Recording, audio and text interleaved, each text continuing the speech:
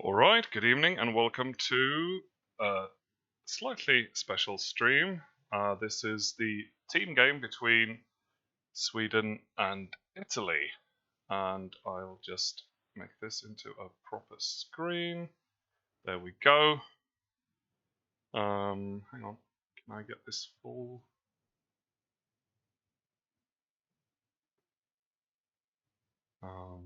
I would like to get this into it. It's been a while since I did this. um,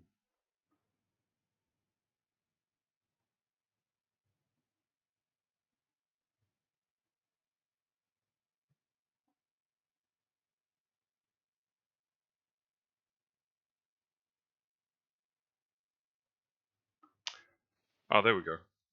Alright, there we go. Cool. Okay. So, Sweden is being played by Anton Scott, Fredrik Adlercreutz, and Daniel Dunbring. And Italy, let me just check that briefly. So, Sweden is playing the Soviets. And this is our first Nations Cup game of this season.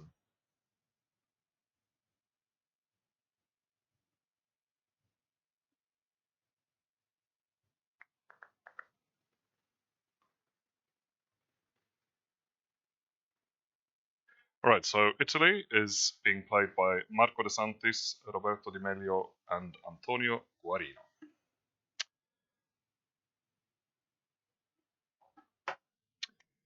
Alright, so, not a, well, I was going to say not a bad starting hand, but it's got its ups and downs. We've got both D-Col and D-Style in the Swedish hand. And we've got some ops, but also some quite weak cards. We have Nasser, might be a possible headline. So I'm guessing the players are currently discussing what to headline because there are plenty of options here. You could be aggressive and headline.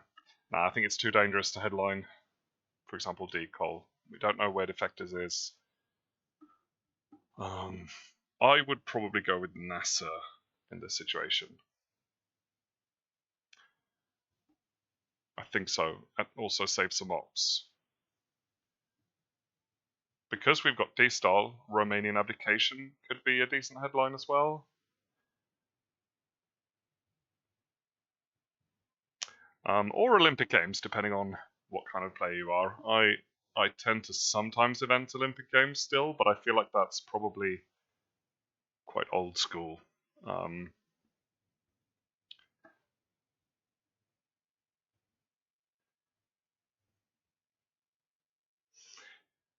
I've heard some people say that you shouldn't do it. You should never ever event it because it's too random, and I think they're probably right.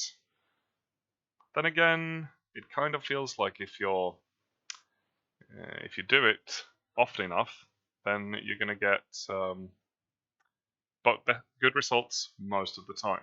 So I'm not entirely convinced, but I can definitely see the point. Okay, so Italy has put up their first headline. The Swedes are still thinking, but they go for Nasser. And the Italians headline Europe scoring. And that's it. No points for that. What does that tell us? Do they have a weak hand? They don't think that they can get domination in Europe. By taking France, for example, they might have some cards that mess with France, and they don't want to get into the whole sort of having to play them and then score Europe after that, maybe.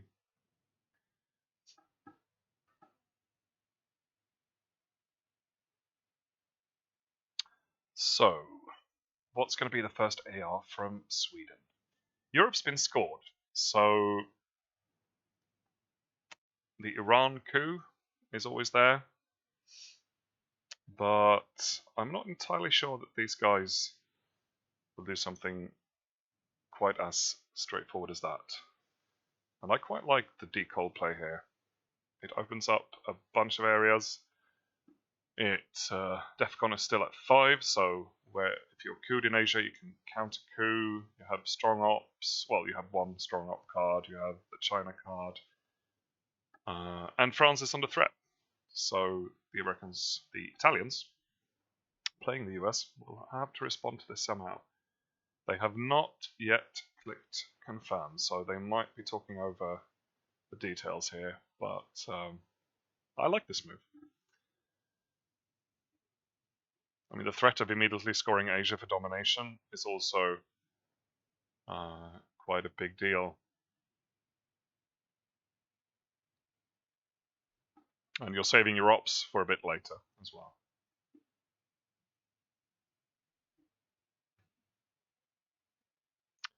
They seem to change their mind.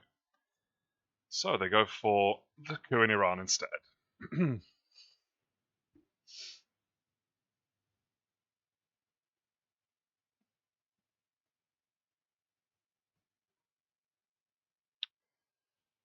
that's that.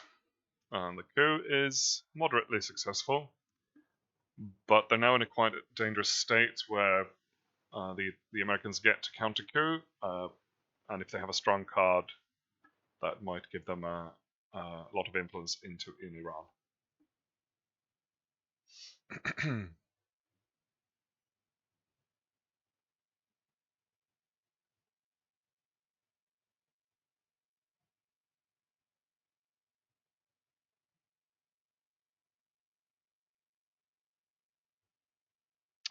So I guess with this hand, what you need to decide is, so they've decided to coup. That doesn't mean that they necessarily will keep bringing DEFCON down in order to play the decol and D-style events. But the fact that they decided not to play decol after all seems to indicate that they might just want to bring DEFCON down and then play the cards instead, which is safer, no doubt. But do you then keep queuing? They have one-up cards. Their coups are not going to be particularly strong, but you can do it just for the sake of bringing DEFCON down, of course. The problem is once you coup down to 3, then the Americans, the Italians, could coup Iran and get access to Asia. So it's always risky to do that. And it's always nice to leave DEFCON at 4 as well to get the Milobs. But when you have both decol and D-style, you tend to want to bring DEFCON down at some point. But they're not in a hurry. They're not in a hurry to play them, strictly speaking. But then again, once the Americans start threatening Southeast Asia, you kind of want to play decol. D-style, you might be able to wait for the next round. So the Americans spreading around into Malaysia and Lebanon, I believe, and Jordan, with the use of Comicon. And now what do we do? I say we. It's nice to just be commenting. I don't have to think too much. And I can always blame them if it fails, if we lose.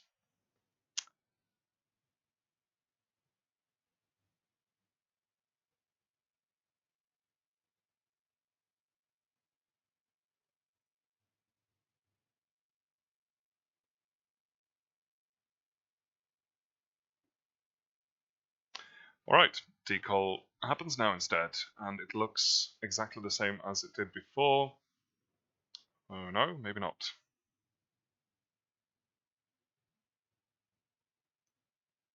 Not exactly. So they go for Laos.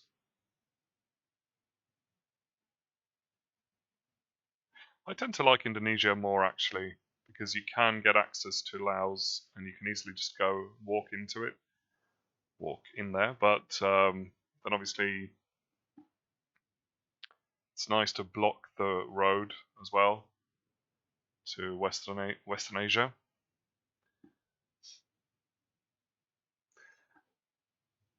I mean, they've clearly decided not to bring DEFCON down, and of course 4 is a great place to stay because you can counter coup. whatever he coups. The risk now is, of course, that he will coup Angola at some point, and you won't be able to counter coup because his coup will be too strong. But that's all up to their dice, essentially. So you never know. But they are still talking it over. There we go. Italy's turn.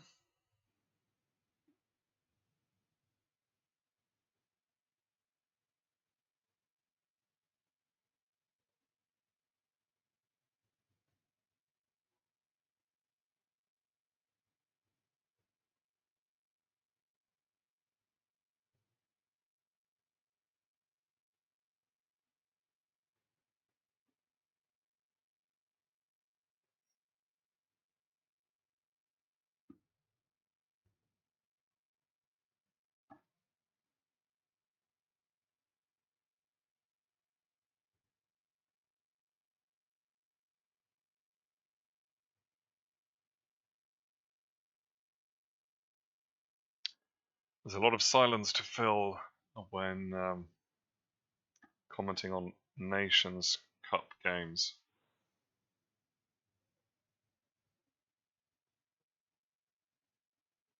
We don't really have any good space cards in this hand, so we probably won't be spacing, I assume.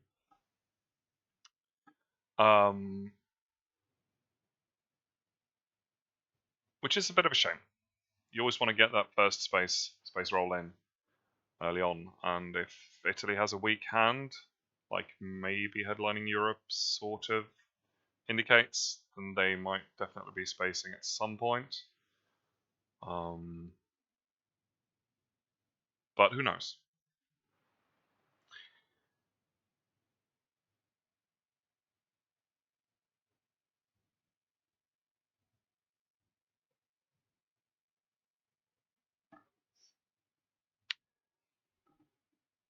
I was going to look up what the other teams in this group are. I know Chile is one of them, and I'm the president, so I should know, but I forgot. I think one of them is Spain. But then again, I'm not sure if we can have 3 European teams in the same group, so I was going to look it up.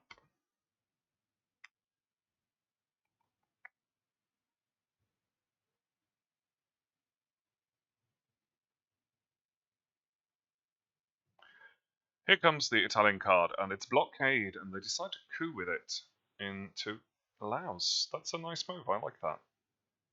And here comes one of the red 3s that I thought they might have, socialist governments. Which is what could be a a decent reason to headline Europe, but I also think they might have something more like De Gaulle or Suez. But Suez is not really, it doesn't really hurt Europe that much if you play before you fill up France. So I'm gonna guess they have De Gaulle, and probably not a particularly strong hand overall. They might have both, of course.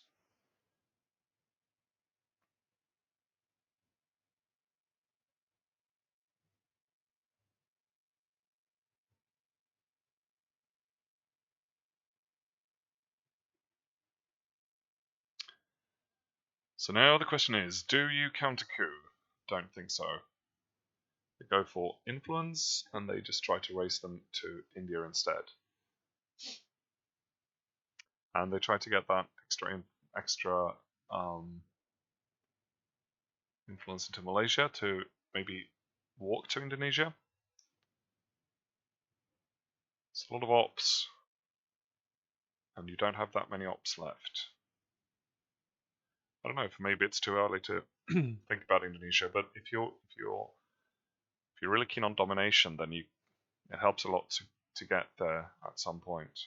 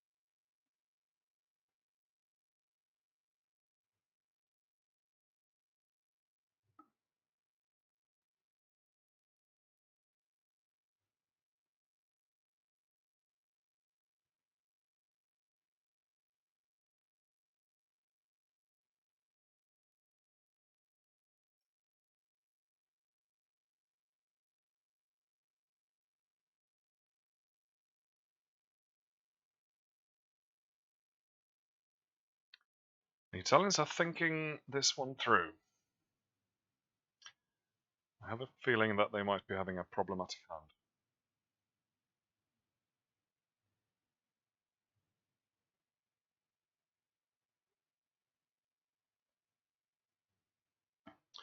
And here comes the card. They're spacing Arab-Israeli war. So, since they've already played Blockade, that probably means they either don't have de Gaulle or Suez, or they are considering just working around them. But they might have felt that Arab-Israeli war was not really worth the cost. But then again, it doesn't do that much. If you put an influence into Jordan, it's almost guaranteed to fail. And the Swedish team already have all their Milops. So that kind of signals they don't have anything hugely problematic in their hand. Or they might not want to waste the ops, I suppose, but I mean, there's an advantage, of course, to controlling an event like de Gaulle instead of recycling it. So. And they get the 2 VPs. They're off the ground.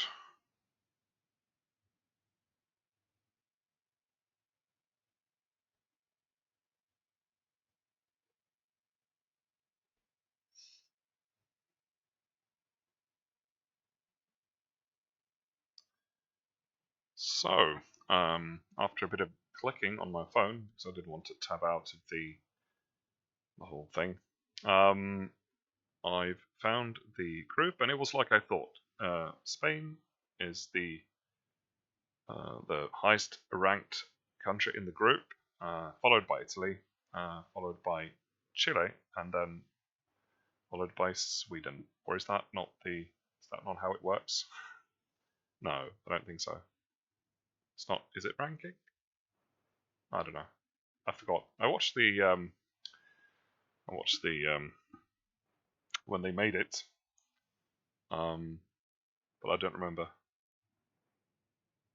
But anyway, those are the 4 countries, and the other games are not yet scheduled.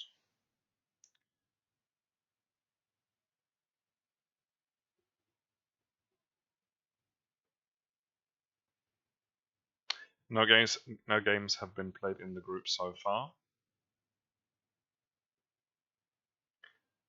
I see one other game has been, or a couple of other games have been played yet. There is Argentina.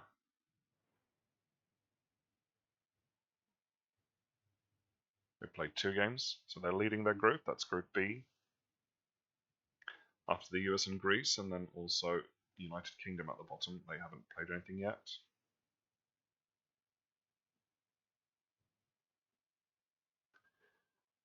And there's also been 1 game played in Group E, which is Canada versus Morocco.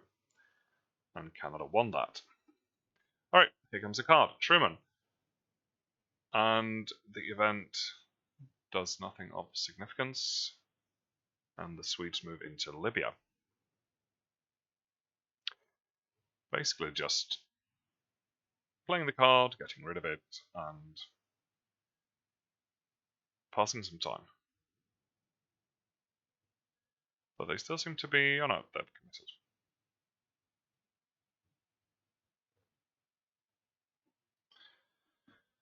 committed. Okie dokie.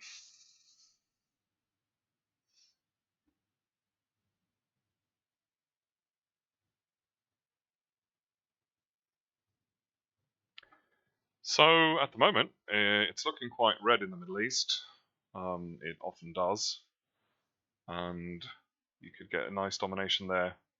But even a nice domination in the Middle East is like 5 VPs. So something that I've thought about a lot lately is not to spend too much effort on the Middle East, because there's usually somewhere else you can spend your VPs to get more points, or your ops to get more points than the Middle East. And even if you get a strong start in the Middle East as the Soviets, let's say you take like everything apart from maybe Israel, Or maybe like maybe if you have 4 countries, like they take the ones they're influencing now, and let's say the US takes Saudi Arabia first, and in mid game, Sadat's going to swing Egypt, and then it's still going to be a tie. So you need a strong Soviet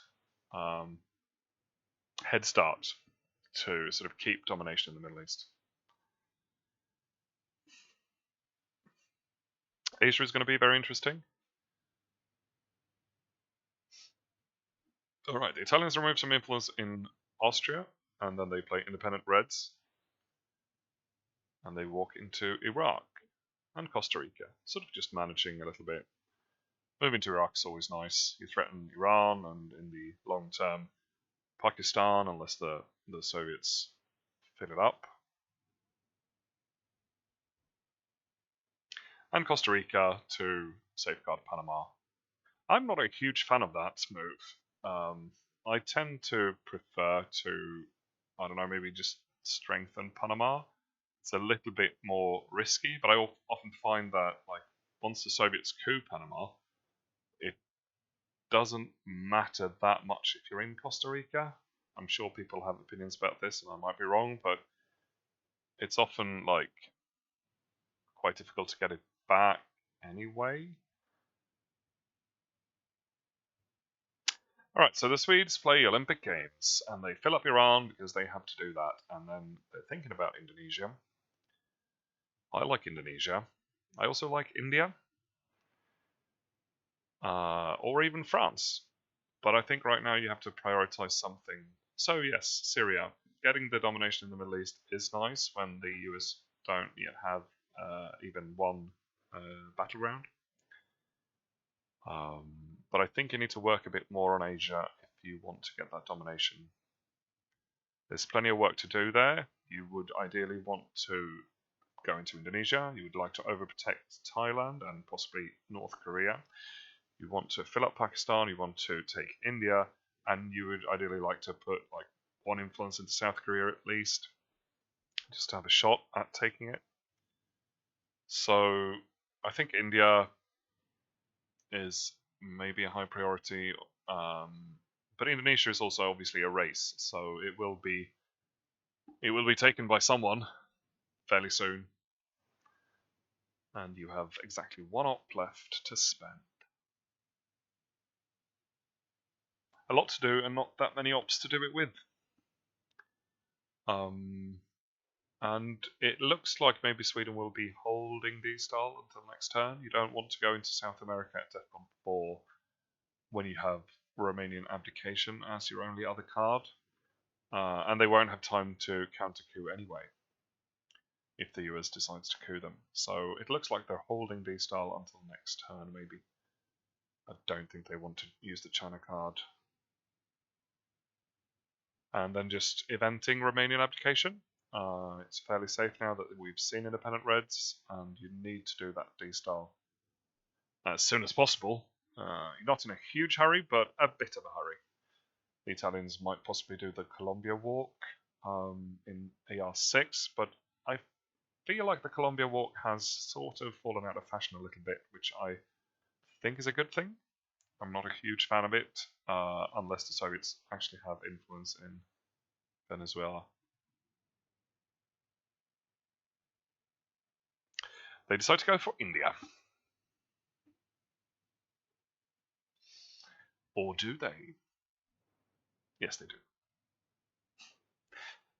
There's always a lot of cliffhangers in Nations games like that. You tend to discuss until the last minute sometimes, and you'll want to confirm that everyone's okay with clicking commit.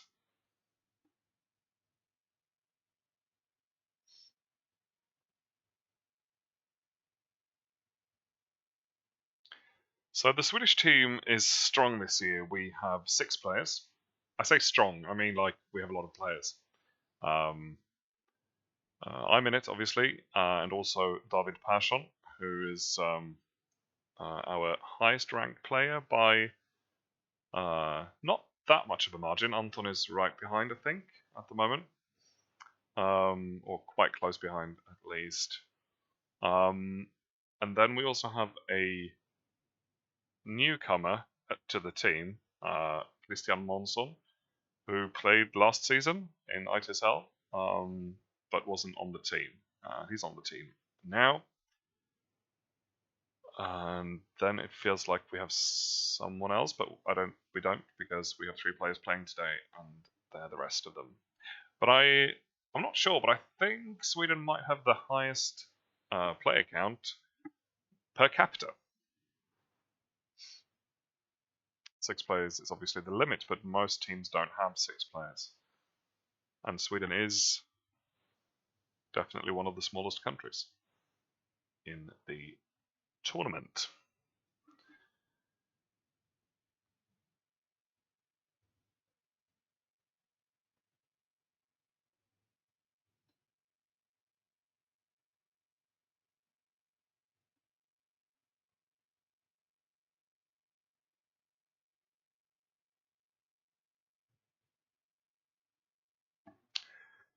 All right.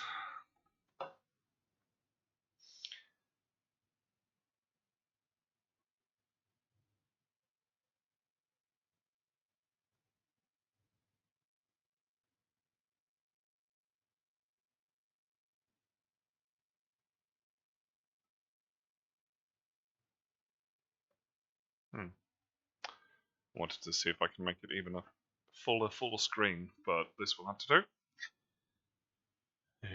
Okay. Cue the crickets. Ah, there we go. Nuclear test ban. Okay, so they did have quite a lot of ops after all. And they decide to go for the coup because they have to at some point. And it works. There is no way Sweden can. They're angry now. You've made them angry.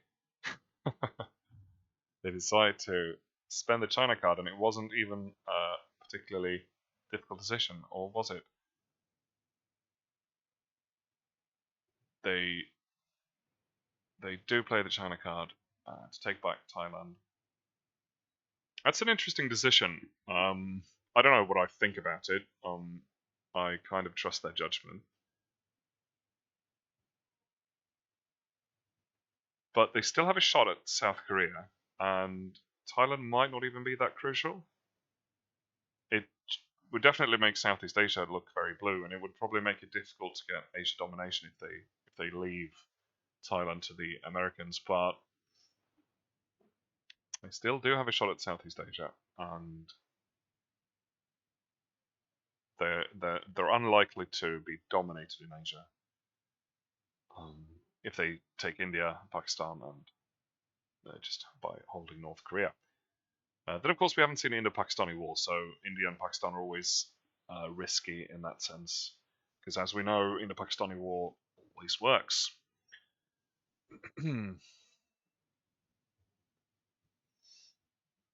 But they have committed, and so they spend the China card on the first round. Of course, when you have both D-Style and D-Col, you don't really run the risk of the Americans holding both anyway, so that risk is gone. But we haven't seen CIA or Duck or 5-year plan, so and they have spread into the mid-war regions, so I don't know. It's very unlikely to be a problem, but theoretically it can be a problem.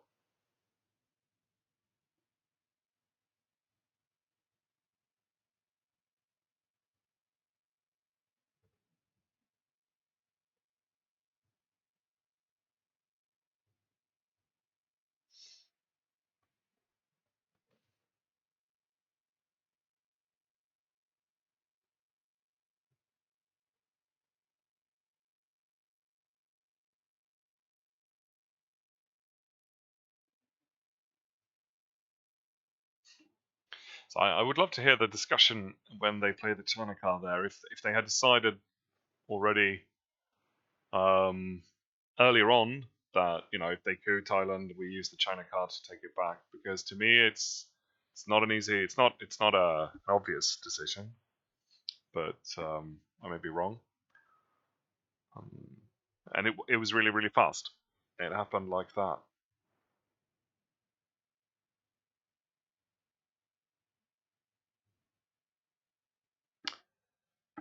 So, Team Italy has one card left. What is it? We will soon find out.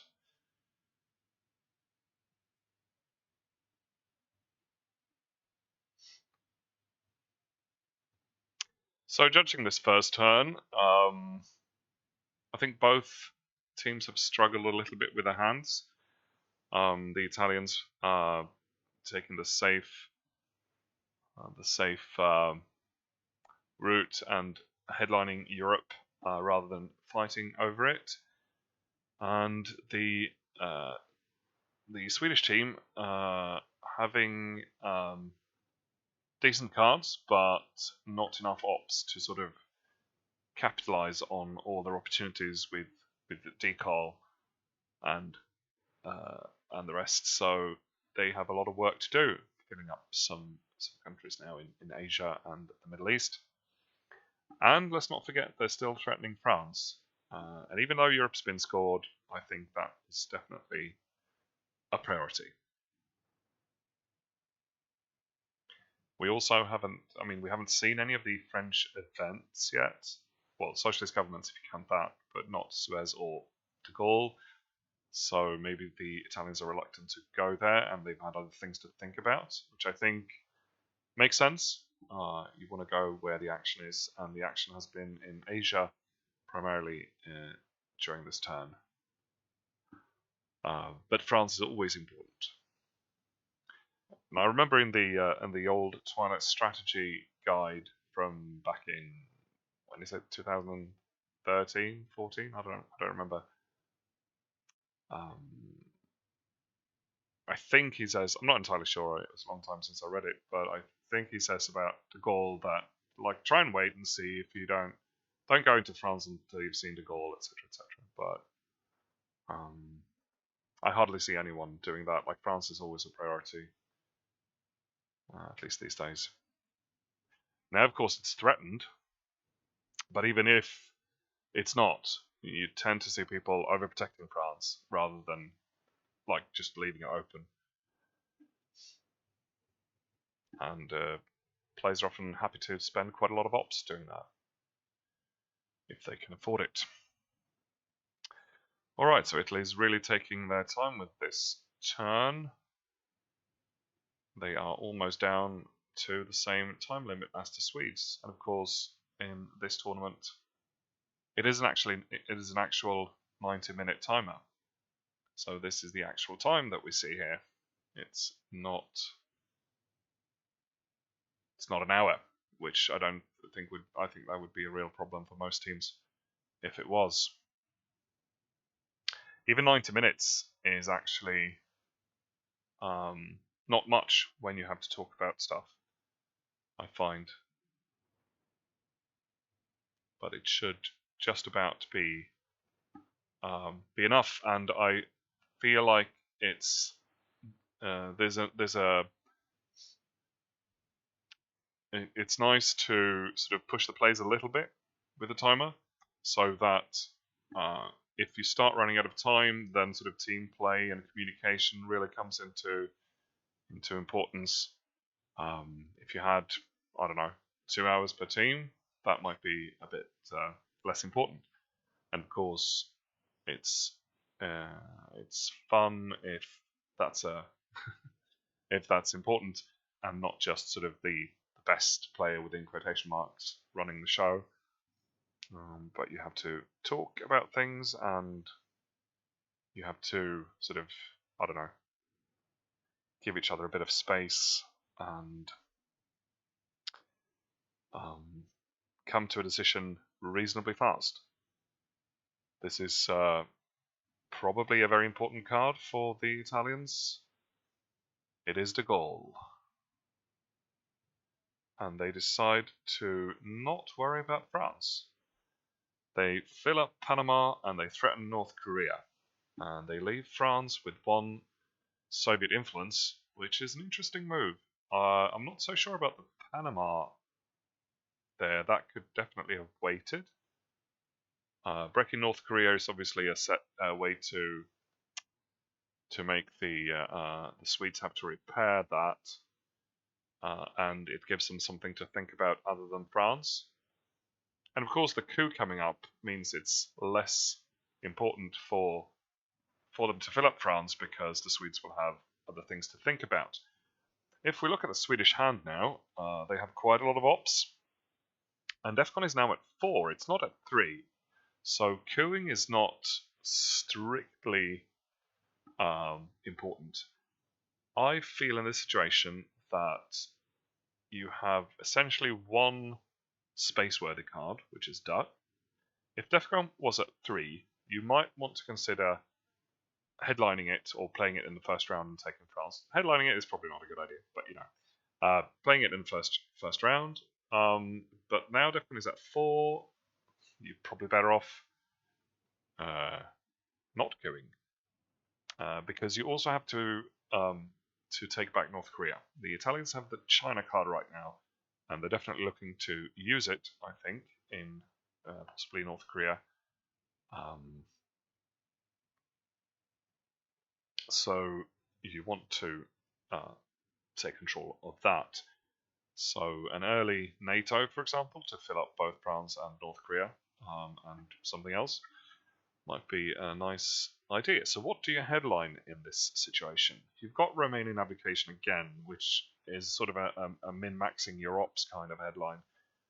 You don't waste a lot of ops, and you will have to event it before you use D-Style anyway. Or I think you want to. Are they considering headlining D-Style? They do have defectors, so they can do whatever they want.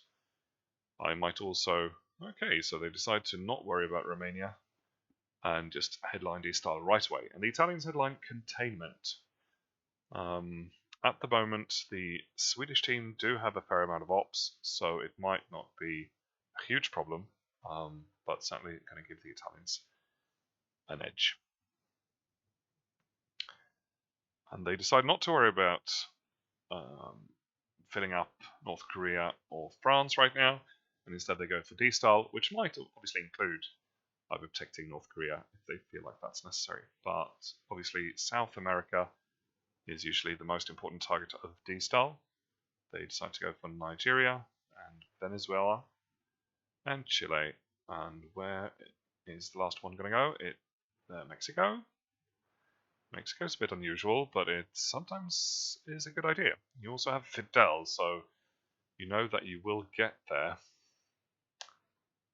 Into Central, that is. Alright, so Mexico it is. This gives the Italians an opportunity, if they want to use the China card to actually steal North Korea. DEFCON is at 4, so there's also the opportunity of maybe possibly coupping Panama, if you want to do that. I'm not so sure about that. I don't think I would have done it here. It's too risky. Instead, they decide to go... Oh, sorry, what? I don't know. Of course, that's just the headline. Sorry, my mistake. D-Style was the headline, and so they do indeed fill up North Korea in their first round. I got confused. And they also walk into Brazil. And I don't see where the last one went. Zaire, perhaps? Think so? Yeah. Is this a good choice? Yes, Sweden thinks it is. And I have to say, looking at the map right now, it's looking quite good for Sweden. Asia is still up in the air, but it's looking pretty red. It's going to be hard for the US to ever get domination there. But a lot of things can happen. Like I said, we haven't seen in the Pakistani war, and it's also going to be... I mean, they both have access to the one-stab countries in Southeast Asia, etc. So the country count is also very much hanging in the balance. Okay, so the Italians play the China card now, and they decide to coup Thailand for a successful coup.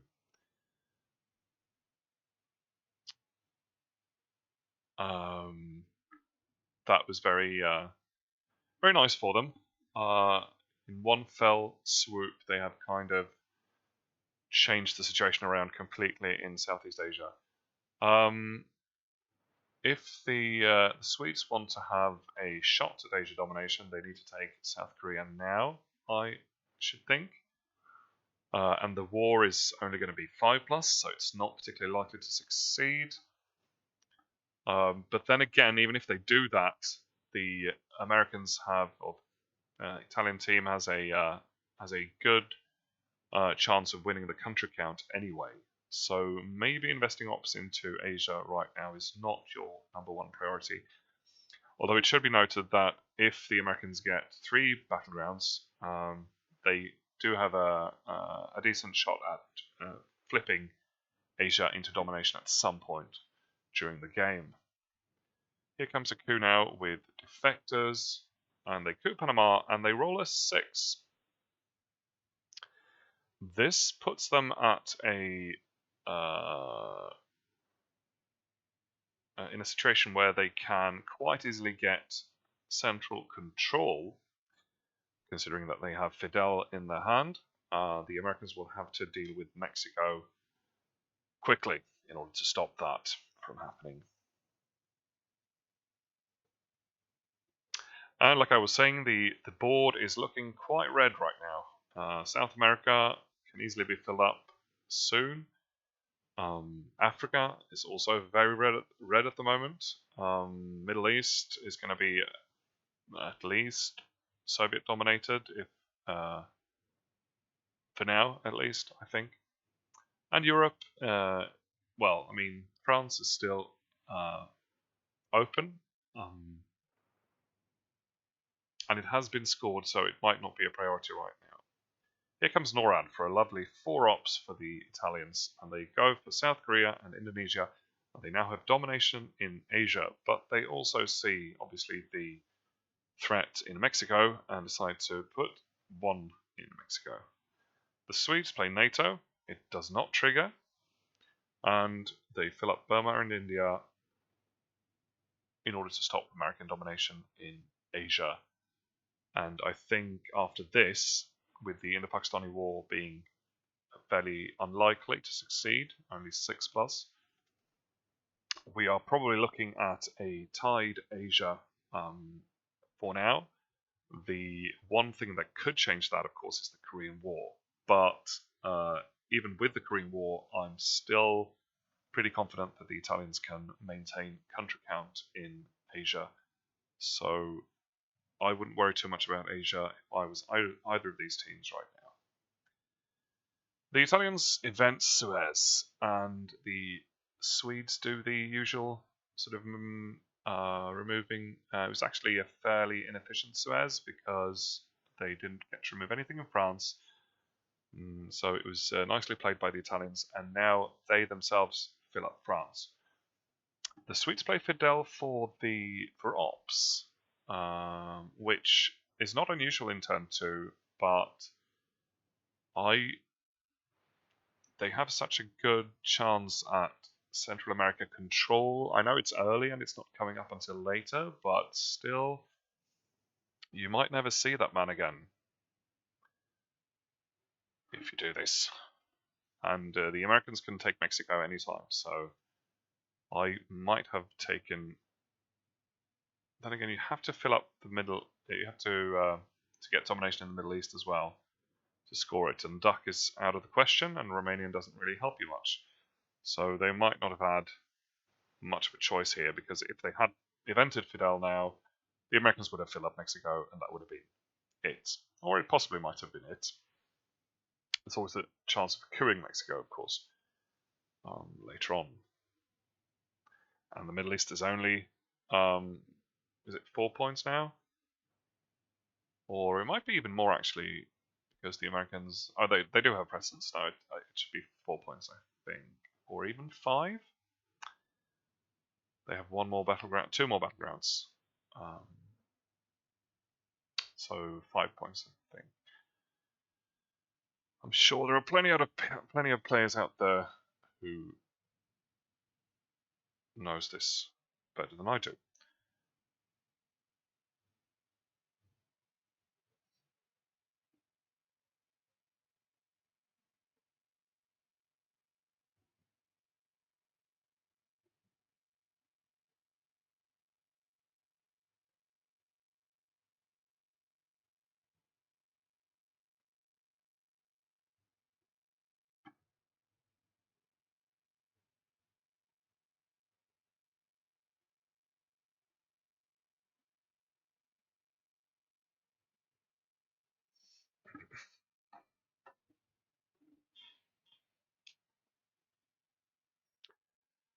Alright, so what does Italy do here? Do they try and fight over Middle East domination? Probably not. But they do have containment, so they might have some ops yet to come. They might want to get a battleground just to make sure they have at least one. But is it worth doing right now? Who knows? So the Swedes are obviously going to have to score the Middle East, but then they have one more round after that, which I would probably use to space duck and cover if I could. Here comes special now, and they fill up South Africa. They were falling behind in Africa, and the Swedes scored the Middle East, and it turns out it's 4 VPs. The Italians also overtake Thailand. Africa was looking very red, so it's probably prudent to fill up South Africa there.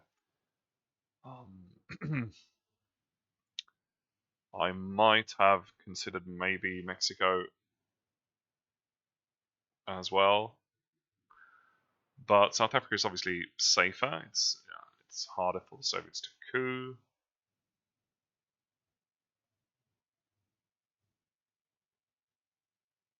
And we just saw Fidel, so the immediate threat of central control is out of the question for now.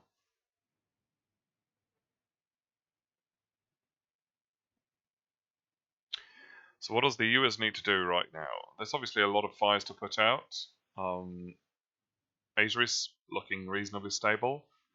You might, I don't know if overprotecting South Korea is being a bit too worried, probably. And the Korean War can still easily change that, so that's probably not worth it. But you need to take back domination in Europe, and you need to get at least one battleground in the Middle East. And obviously take Mexico. Here comes the Formosan Resolution. They put 2 into Spain and 1 into Mexico, and they've secured Europe domination for now. With Romanian abdication, the Swedes overprotect North Korea. Makes sense. And it is time for the Italians' AR6. What will it be? We still have not seen the CIA, we still have not seen 5-year plan, or Asia scoring, which is unlikely to be important, but obviously we also haven't seen Korean War. So anything is possible, or Indo-Pakistani War for that matter, but the Swedes have been quite successful in protecting India and Pakistan, so it shouldn't, within quotation marks, be a big threat. But we all know that Indo-Pakistani War is the most likely 5+ roll you can ever make in the universe of board games. But this will be a 6+, so I think that's a stretch even for that particular card.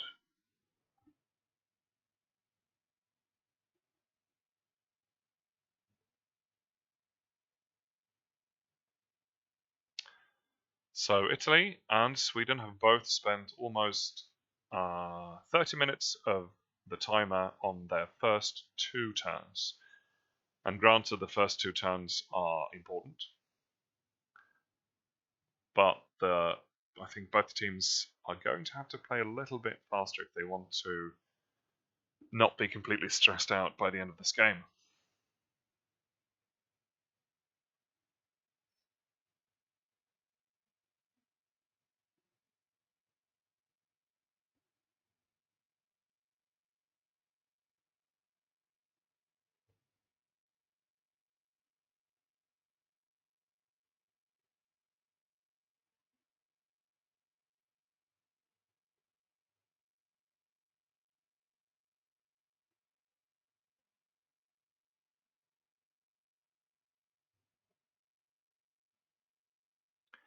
If I remember correctly, I I don't recall the timer being an issue in the previous Nations Cup last year.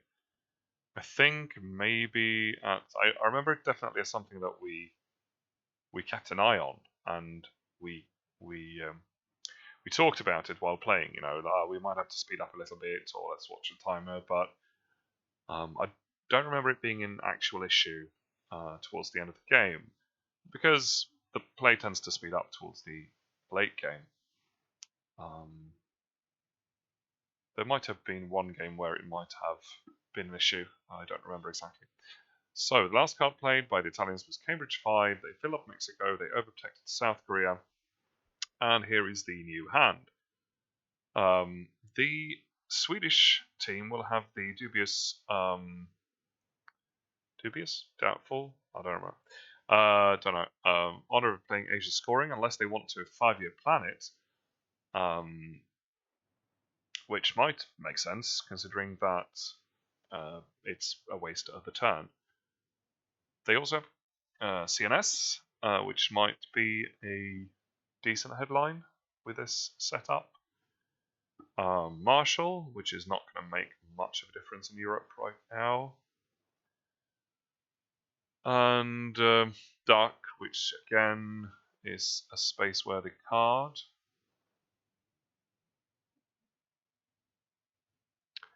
It's obviously always dangerous to end up on the second space of the space race right before the mid-war, because you might get leapfrogged. The Swedes decide to headline Asia scoring. Yes, well, there's exactly one card that might influence that situation, and that's Indo-Pakistani War, and it's in the Italian hand right now. It's a 6+ card. And the Italians know that Swedes have Asia scoring, and they know that they might headline it, and they know that Indo-Pakistani War is probably their only way to get Milops anyway. So they might as well headline it, unless they have something else that they really want to headline. They're also holding CIA, which sometimes is a headline in turn 3. So what the Italians didn't know about was NATO, Warsaw Pact, Formosan Resolution, and Duck.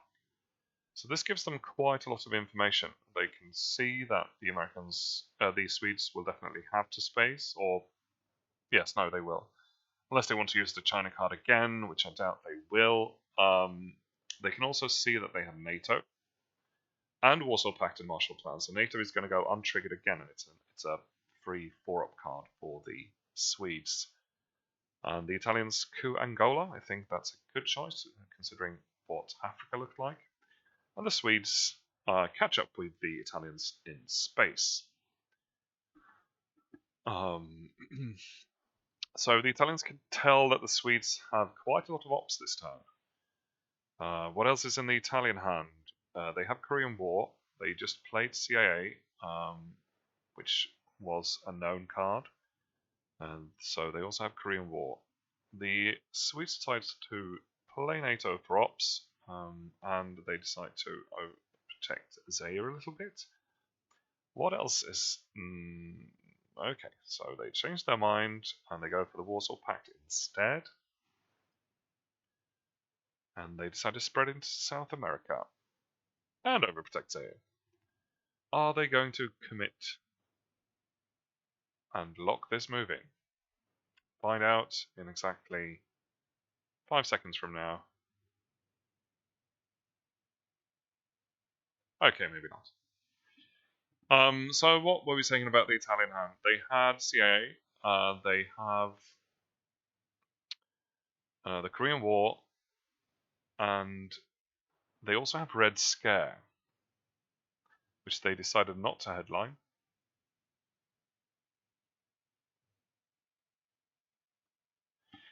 And it might have been quite a good headline, considering that the Swedes have a strong hand in terms of ops.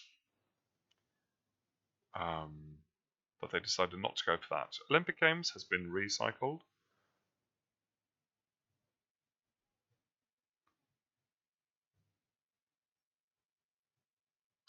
The Italians also have UN intervention, I believe.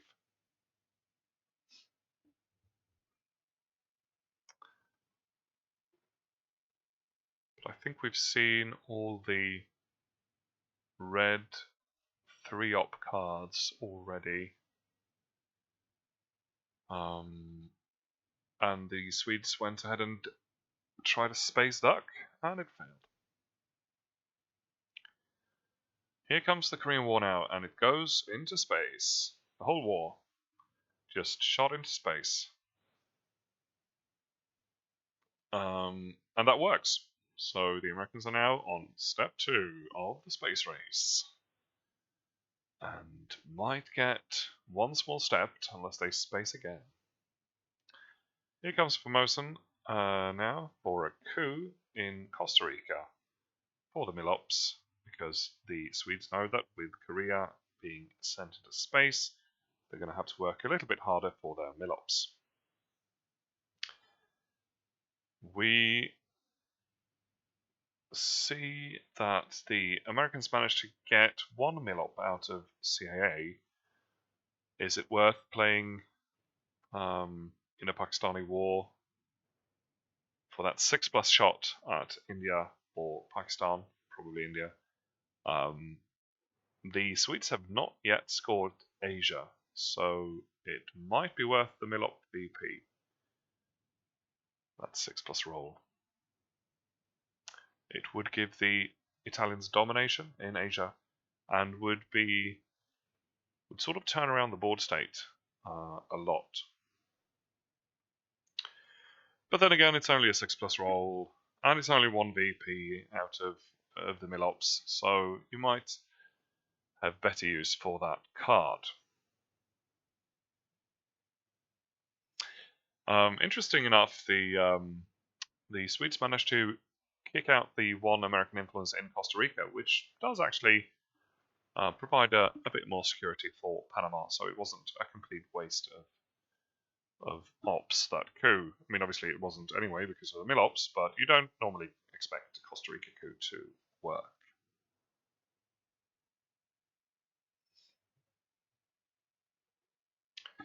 Here comes the OP War, and they go for the vent. How exciting. And it fails. But it does give them a Milop, I think a VP, sorry, and I think a VP for 2 ops at this time in the game is not too bad. The Swedes play NATO into South America, or I think they do. Yes, they do, and they fill up the whole continent, or at least the battlegrounds, and they have control now of South America.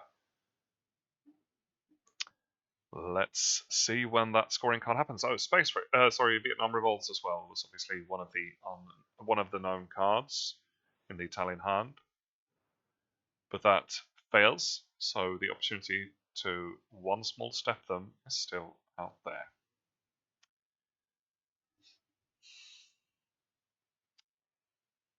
The Swedes are obviously not going to score Asia. They're going to use 5-year plan. The only reason to score it would be to hold 5-year plan for the Europe scoring card when that comes up. But looking at the map currently, that's the only scoring card that the Swedes might want to 5-year plan. And when that's the situation, I feel like maybe the risk of holding 5-year plan is a little bit too big. You're going to run into trouble with a bunch of 2-ops cards and other things in the mid-war when you want to score most of the scoring cards anyway. Africa can obviously turn around quickly, as we all know, but I think this is the right call by the Swedes at this moment. So where else does Marshall go? It goes into Venezuela, and that's always nice to not be able to get voiced out of any of the halves of South America, and to not have to worry too much about Panama Canal headline, for example. So the Swedes are now letting the Italians play Marshall, and it's not going to change the situation all that much in Europe because they already have domination, And I think the Swedes are fine with that.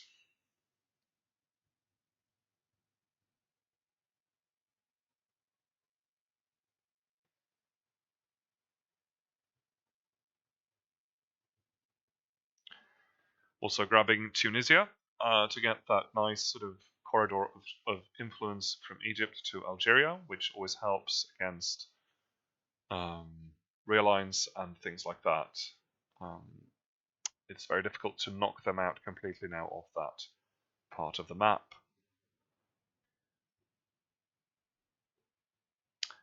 As we head into the mid-war, with all the scorings still being, well, Asia is going to be gone, but nobody cares about that anyway.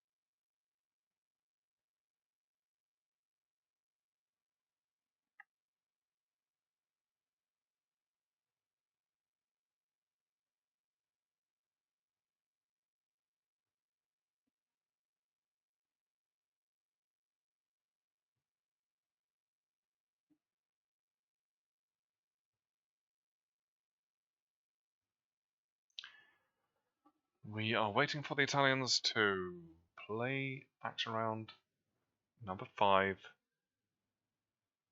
And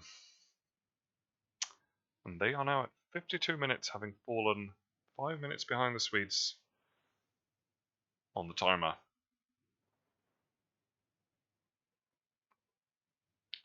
And we'll need to speed up, but I think I sympathise with them taking a lot of time because they're in a pretty bad situation right now. They need, I mean, either of the Middle East or Africa or Central America can certainly be turned around fairly easily if you get the right cards and the right roles, but all of them is going to be a problem. And South America, of course, is the biggest problem, and that's also the hardest one to do anything about. It all depends on when they get their access cards from the mid-war, and other things, obviously. So the Italians decide to go for a realign in Zaire. I'm not sure I'm a huge fan of this, but if they're lucky, and they are, they manage to clear them out of Zaire and Nigeria. Obviously, solving one of the main problems that I just mentioned. Africa is now looking a lot better, with the Americans potentially having domination in the near future, although we have a bunch of African events coming up, and also obviously the constant Swedish coups that might turn things around in Africa. So for the last action round, they decide to do something and then maybe change their minds. I think Saudi Arabia is not a bad priority at this moment. I would probably put one more in Panama, considering that Fidel is still out there somewhere, but you might never see him. And Central is only one sort of successful coup or brush war away from possible Italian control. I feel like Panama might be a wise choice. But yes, the Middle East as well is definitely not a bad choice, because you want to make sure that you keep domination after Sadat, in which case you need to fill up both Saudi Arabia and Iraq. Or take Israel. Israel is certainly easier to keep than Saudi Arabia, but AWACS is usually not an issue, so I think it's pretty much your choice. They seem to have a lot of second thoughts about this card play. They decided to go for 2 into Saudi Arabia instead, and 1 in Panama. Not a bad choice. And there goes Asia scoring, as we all knew it would. And the Italians are going to do their last play of this turn. Bigger brains than mine might know if there is still an unknown card left. I thought maybe they had UN intervention. I might be wrong about that, but in that case they decided to hold it. They instead played Independent Reds, which was an unknown card. Alright, Swedish hand for turn 4 is not great. They've got some problems.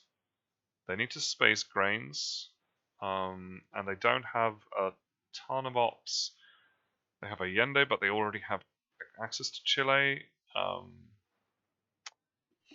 and they have to score Africa and Central America, and they will not be in Cuba by that time.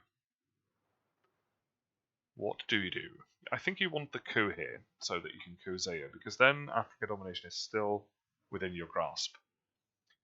You can be certain, I think barring an American headline of either Brush War or ABM Treaty, or Missile Envy, perhaps, you might risk coupping, headlining Central America here.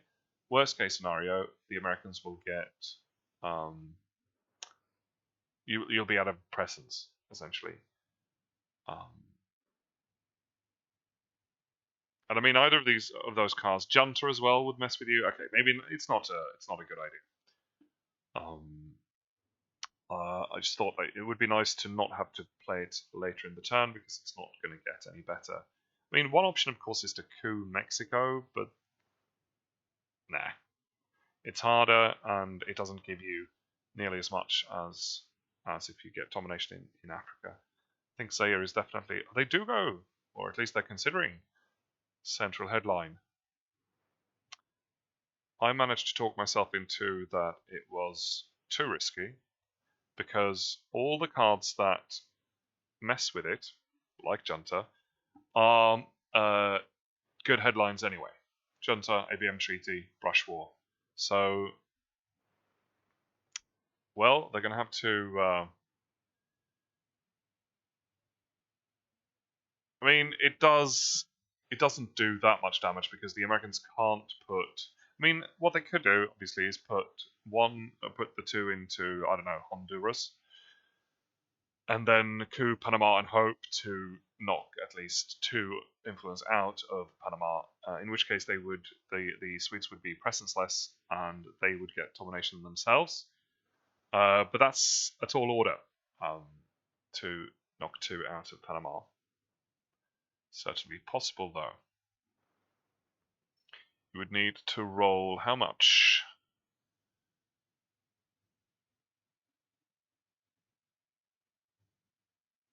You need to get a total of 6. You would need to roll a 4, I think. I can't do maths at 10 in the evening. They decide to go for for Brazil instead, and not gamble about Central. Might have been a wise choice in the long term because South America is obviously a huge problem. But the fact that they did that almost makes me think that they might hold South America's scoring. Then again, it's so easy to... And the Swedes might have thought the same. Or at least they want to take Brazil back, which makes complete sense regardless. I mean, Junta also prevented the Soviets from coupping Zaire, which is good for Italy. So they got that out of it, if nothing else. Now they're in South America, but they're not in a good position. But I think if the Swedes manage to get out of this turn without any serious damage or any serious problems, they will be fine with that.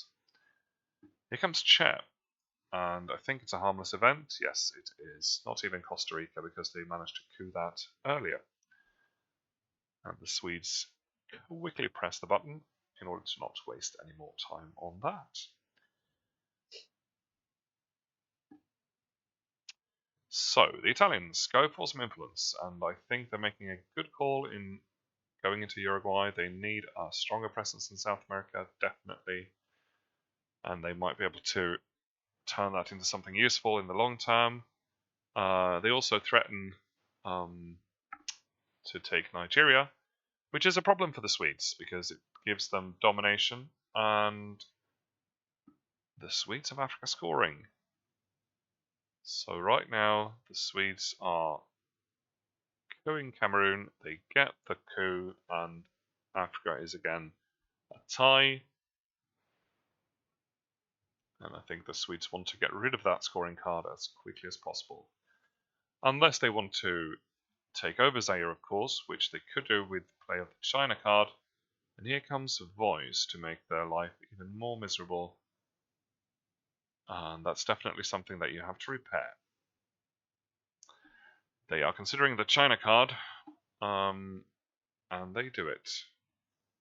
Taking back control of South America, and now the Italians might not have much more to throw at South America for the time being. The Swedes can see a way to Africa domination still if they use East European to take Zaire, but that's unlikely to stop the Italians from taking it right back if they have at least a decent hand. So you might just want to take Nigeria and then score the card, although obviously that gives the Italians a turn to secure Africa domination properly. So you might just want to score the card.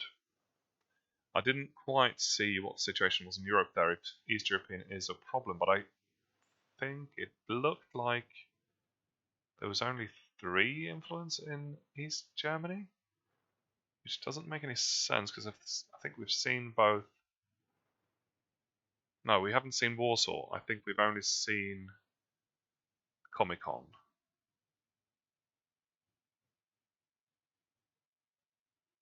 Yes. So the situation in Europe for the Swedes is really weak. They can't just play East European unrest willy-nilly. They will have to repair it.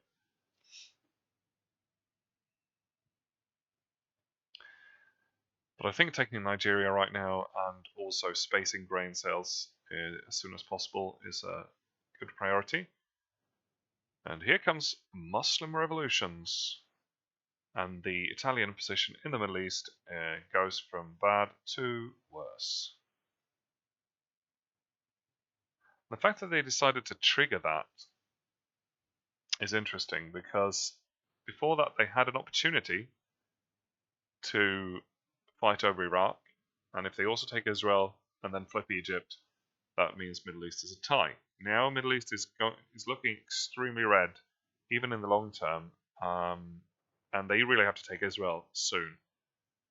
Otherwise, they're going to be in deep trouble. I mean, they obviously don't know how weak the Swedish hand is at the moment, but I would certainly put at least one of those influence into Israel if I were the Italians here. You might also want to possibly put one more into Greece, but that's not a priority. I'm always terrified of brush war in Italy. And right now it's 5+, which doesn't always work with brush war. It's not the Indo-Pakistani war after all, but it can definitely work, and so Greece is important. The other option, of course, is to jam something in South America. Certainly if they have South America scoring, again, the fact that they played Muslim revolutions, which doesn't look like something you would ideally want to do at this stage. It seems like the Italians definitely are prepared to spend a lot of influence.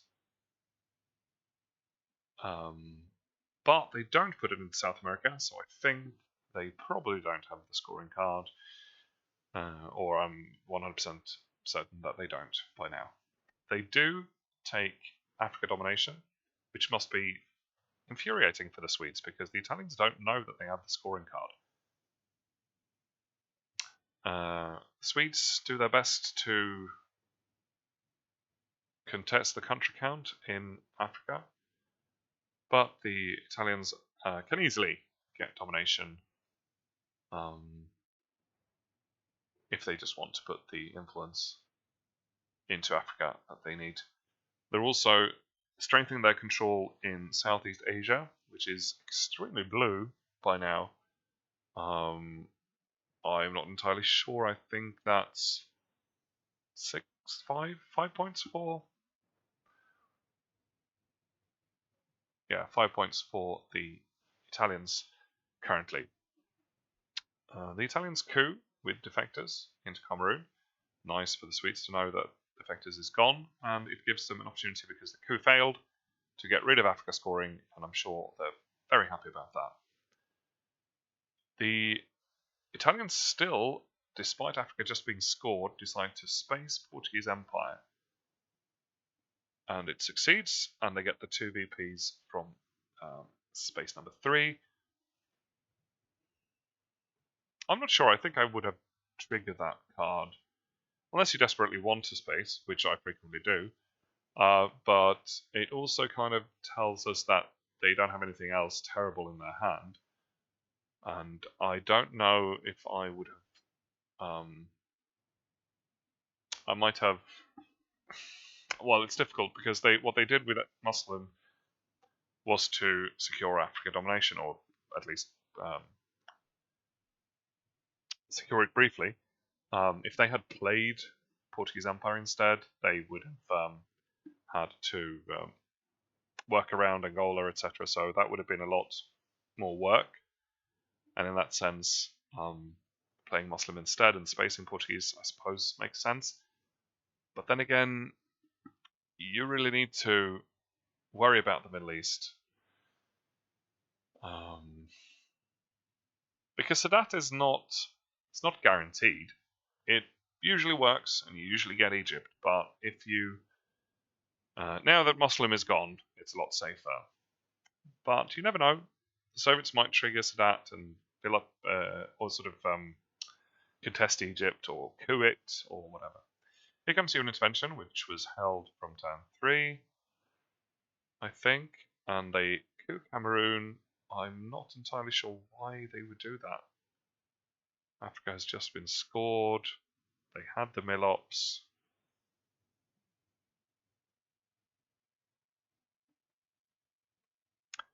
Is it arms race?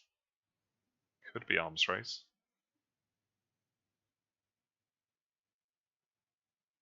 No. Instead, it's Bear Trap, and they play it as their AR7, and the Swedes are now in the trap. Again, not a good hand for the Swedes. They do have Decol, which is good, but apart from that, it's pretty much all shit. Cultural, of course, is a nice card, but in this situation, the Italians already have the China card. You might consider eventing it. Then again, we haven't seen the blue China cards yet, so they could just take it back. But I kind of like to force the US to steal the China card with Usuri rather than using the event. And as the situation is in Asia right now, a successful Usuri followed up by something else would give the Americans domination in Asia. But right now the Swedes are so starved for ops, I think that they might consider just using the ops. Or you might consider using NORAD and triggering it. Quag might be coming up, or they might not care too much about NORAD. There aren't that many NORAD situations right now. It's pretty much only Brazil. That's the only country that NORAD would be a threat to, but you never know about the future. So you might consider eventing NORAD here, but then again, it's also, well, and you can space John Paul, I suppose. I might go for that. So, but what do you headline here? You know Defectors is gone, so you could headline Decol, but it's not...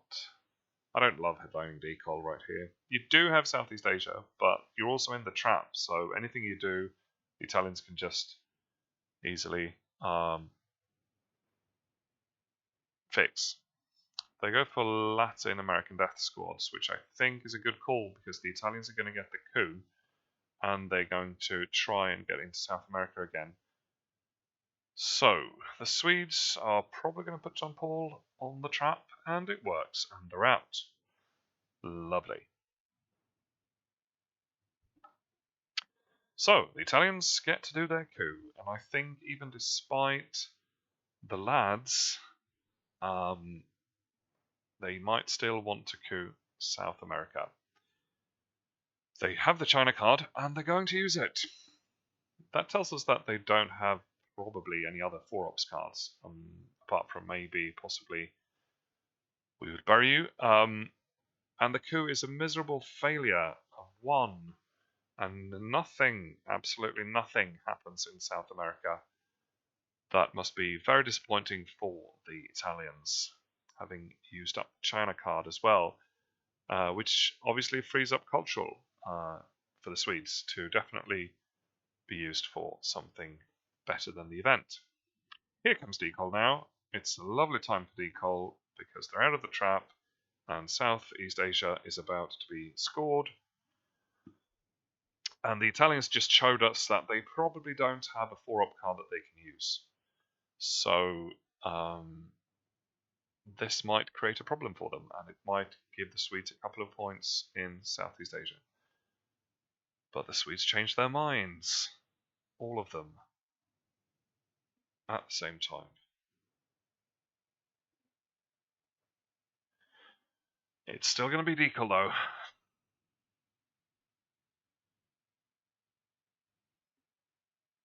And I'm assuming the focus is still going to be Southeast Asia.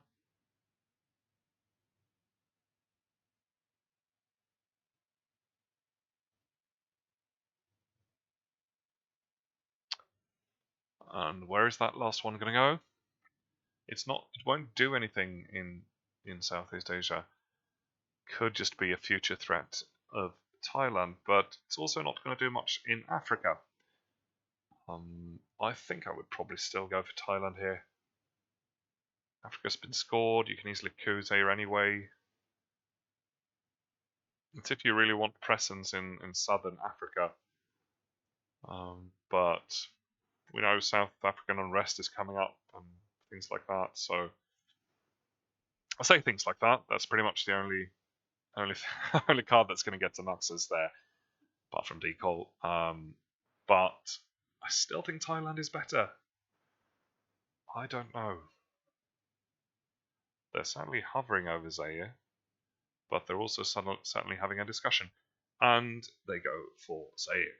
Okay, that's at least a threat that they might overturn Zaire, but again, Zaire is not really top priority right now. Certainly not for the Italians. But if they're going to play influence, they might as well put one extra there, I suppose.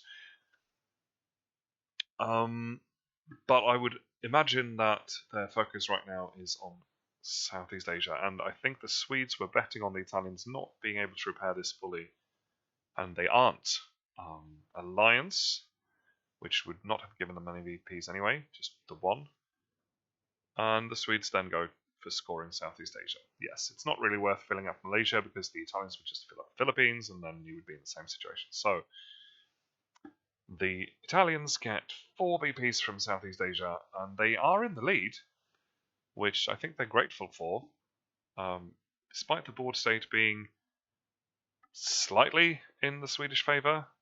Primarily the Middle East right now. Obviously South America, but yeah, both of them. But the Italians still have Europe, and nothing much is likely going to happen there, so they will most likely get those 5 EPs. Here comes South African, and it goes into space. And it succeeds again, and the Americans are now on step number 4, which means they get to headline peak. Not great for the Swedes, and they won't be able to catch up for the moment. I think in this situation you would space NORAD now because you got rid of the Pope in the bear trap. It's not a sentence you say a lot in any other situation apart from Twilight Struggle. But they decided to. I didn't even see what that was. Oh, that was a space roll. Yeah. East European into space, I suppose, also makes sense because it's kind of an empty round right now. And they might decide to hold NORAD in order to see if they get Quag, perhaps. But then again, they also will want to hold Sadat, because I don't think you want to trigger Sadat before you've seen the Middle East happen. So I imagine the next card for the Swedes might be Allende for Ops, and you might want to overprotect some of those countries in South America because you have them all, but only by the narrowest margin. Even a realign in Venezuela might. Well, I don't know. That's pretty dumb considering that you wouldn't be able to. You could go for a realign in Brazil as well, I suppose. That would be dangerous and risky. Knowing my Swedish friends, I don't think they would do that.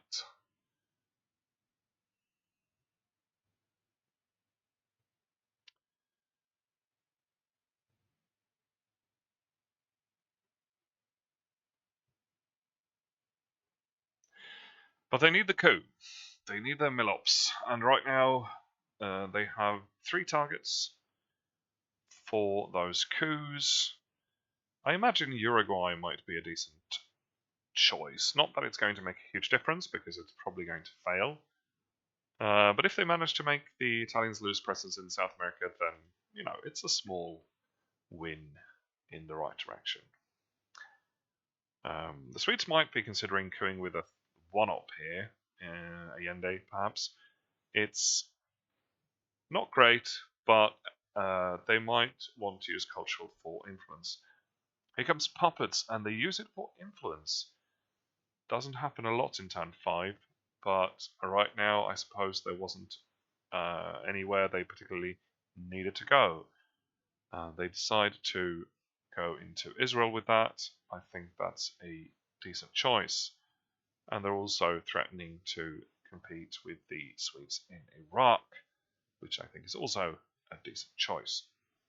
Especially looking at the Swedish hand right now, the Swedes would probably prefer to be left alone and not have to worry about anything, really. But they have cultural, it's 3 ops, and they, like I said, they could decide not to coup with that, but it seems like they will. They go for Allende, they fill up Saudi Arabia, and they keep their strong position in the Middle East, although, again, the Americans, Italians decide to fight them over Iraq, and they take Israel. They're only 1 Sadat away from a draw in the Middle East. And that's why I feel like the Middle East is such a frustrating region for the Soviets, because you can have such a huge lead, but it can be overturned really quickly.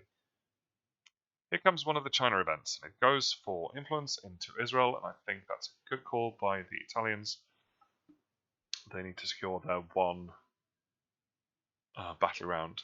I'm not sure where the Arab-Israeli war. I think we've seen it only once, and right now it's 6+. So as long as you have anything in the Middle East, like anything near Israel or Israel, it becomes pretty much impossible.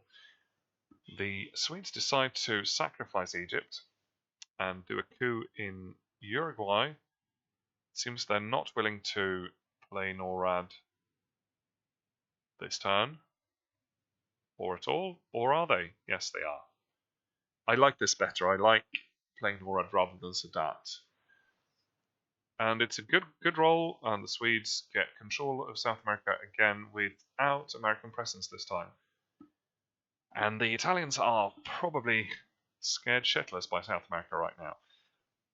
But, like I said before, the Swedish presence, like they only have the basic control, no overprotection.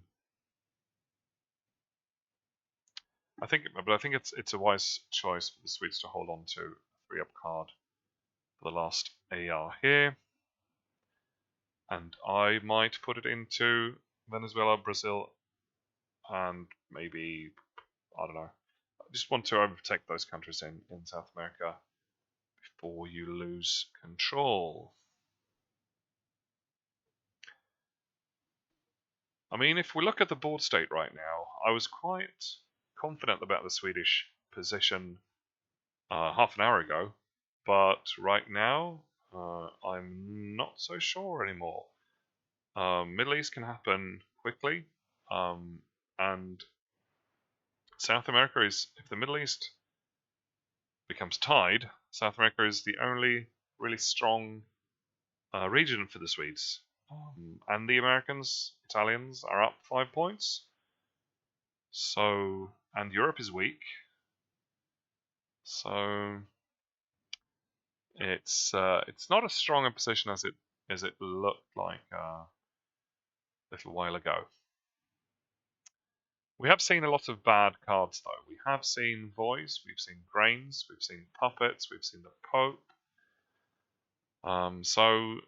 And we haven't seen that many red cards yet from the mid-war. So the Swedes are probably looking at a fairly friendly turn 6 and 7. But they need ops. That's what they've been lacking in the last 2 turns. They need ops, and right now they're not getting it.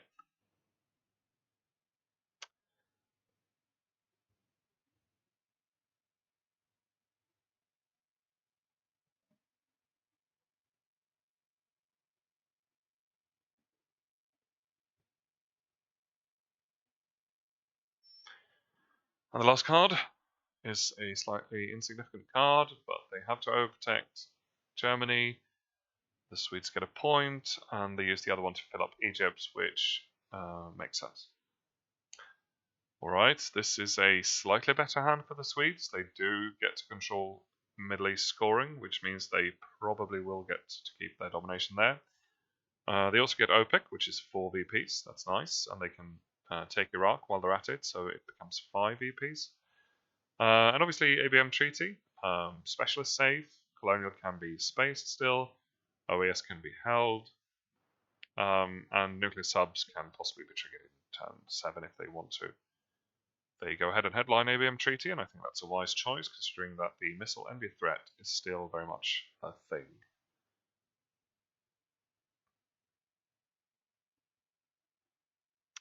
And it's now turn 6, and we haven't seen Lone Gunman, so it might well be in the Italian hand.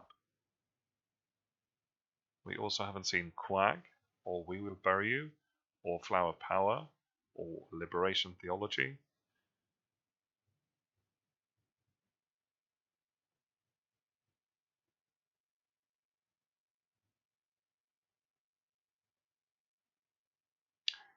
As for the American cards, we have not seen Usuri, and there might obviously be cards coming back from the early war. I don't have that in my mind right now.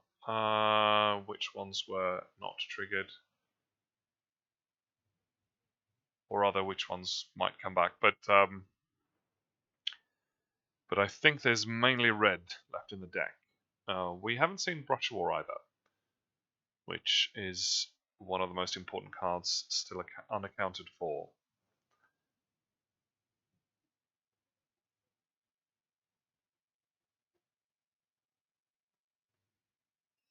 CIA obviously having been triggered in the early war, which I think the Swedes are probably quite happy about. Not having to worry about that.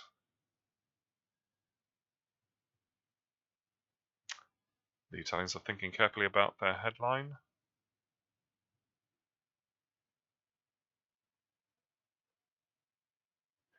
And it's Ask Not, which does indicate that they might be holding Lone Gunman. But first, ABM Treaty.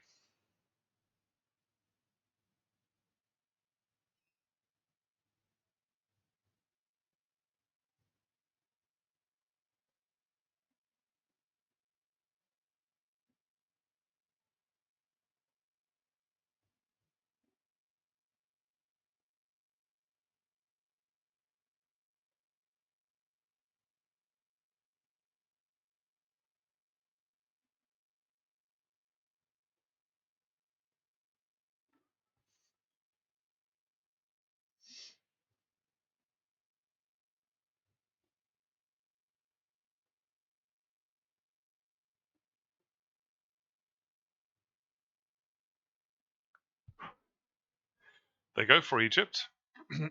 That's a nice choice. But they, don't manage to kick out the Italians. They managed to kick them out, but they're still in Israel. Obviously, they can decide to walk into Egypt to get more OPEC points and more Middle East points. And here comes all the red cards that we were talking about. Wow, this is absolutely devastating for Sweden. Ooh, it's been a while since I saw such a strong Kennedy. Socialist government, Fidel, Liberation, South America, all the red cards, and Lone Gunman, obviously. It was pretty much everything apart from We Will Bury You that just went down the toilet in one fell swoop there. The Swedes are probably crying right now. That was huge. And especially South America scoring as well. They're all coming back, obviously, but yeah, no, that was definitely terrible. The Swedes get the coup, they go for Zaire, and they manage to get back Africa domination. And I think that even if this gives the Italians Egypt, it might still have been a good call, because the Sweden right now needs to secure domination in more places after having lost all those cards.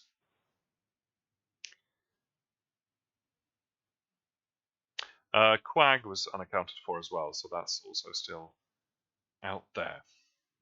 The Italians might well have drawn it.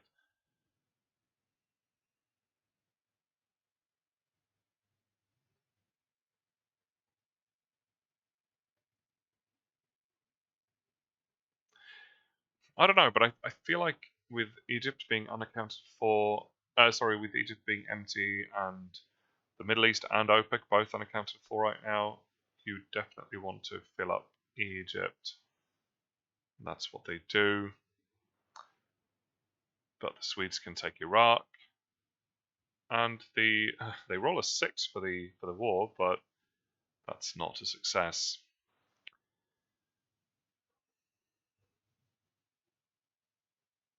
The Swedes decide to fill up Iraq, and then they have one more left over, and I think I would want to overprotect some places. East Germany is a good choice. But also Panama, parts of South America would be nice to overprotect. I mean, East Germany right now is not hugely important, but if the Americans get a bunch of Europe events in the late game,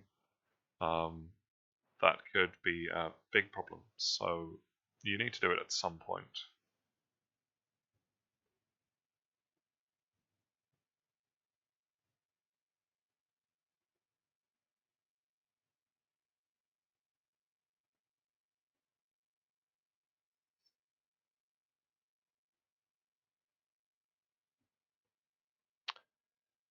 And it's Italy's turn again. The Italians being now 8 minutes behind the Swedes on the timer.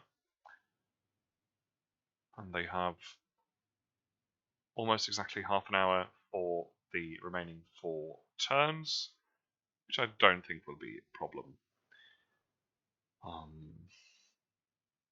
But even if the timer doesn't run out, it's always detriment to have to even think about it, and especially I feel on a team game.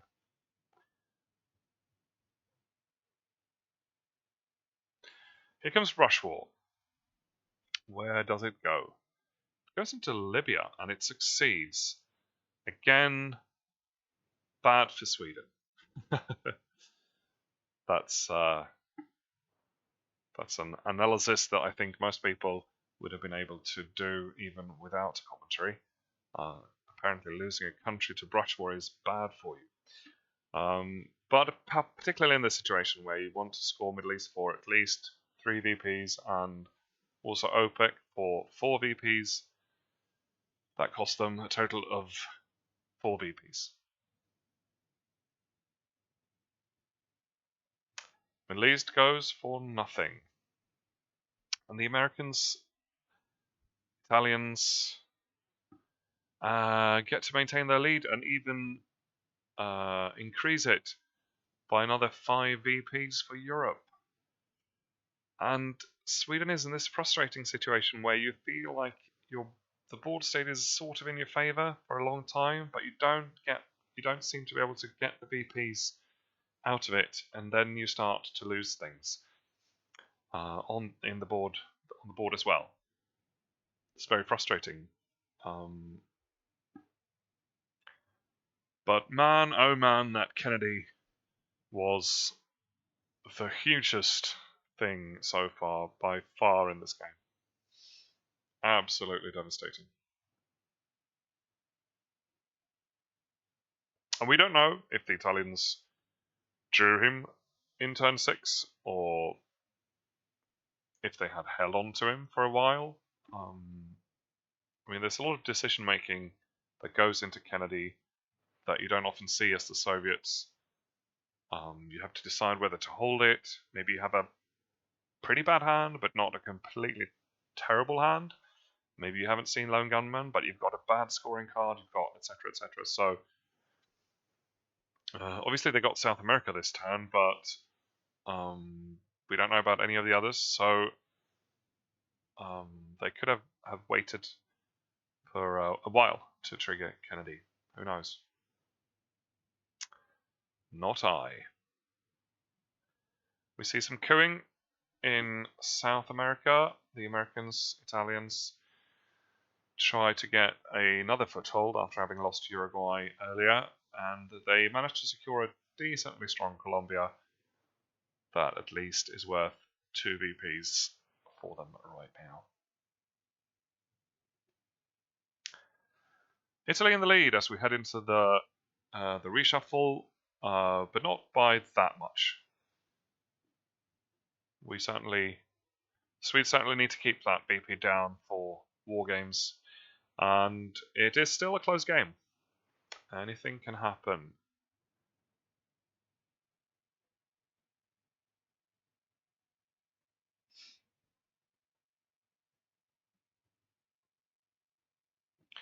It comes arms race now for influence, and it goes to Canada, and it goes to Costa Rica. And of course, NORAD has been triggered since last turn, but the Italians never had Canada, so they never got to use it. Or then again, this turn, yes, they would have gotten to use it if they had had it. I think, if I remember correctly. Costa Rica gets filled up. I'm not exactly sure what that is about. Realigning Panama? Possibly, but I don't think Panama is your biggest problem right now. And the Swedes decide to jam into Libya, giving the Italians something to think about. The Swedes obviously not having a lot of options for the 7th round. They can either trigger OAS and have to solve a bunch of problems, or they can trigger nuclear subs and probably lose domination in Africa. That of course depends on what the Italians have left and what they redrew with Kennedy. The Italians might not be able to afford a coup.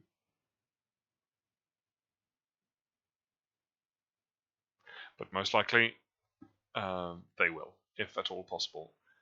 Couing Africa would be ideal if the Swedes play nuclear subs. They commit to the Libya play, and it's AR6 for Italy.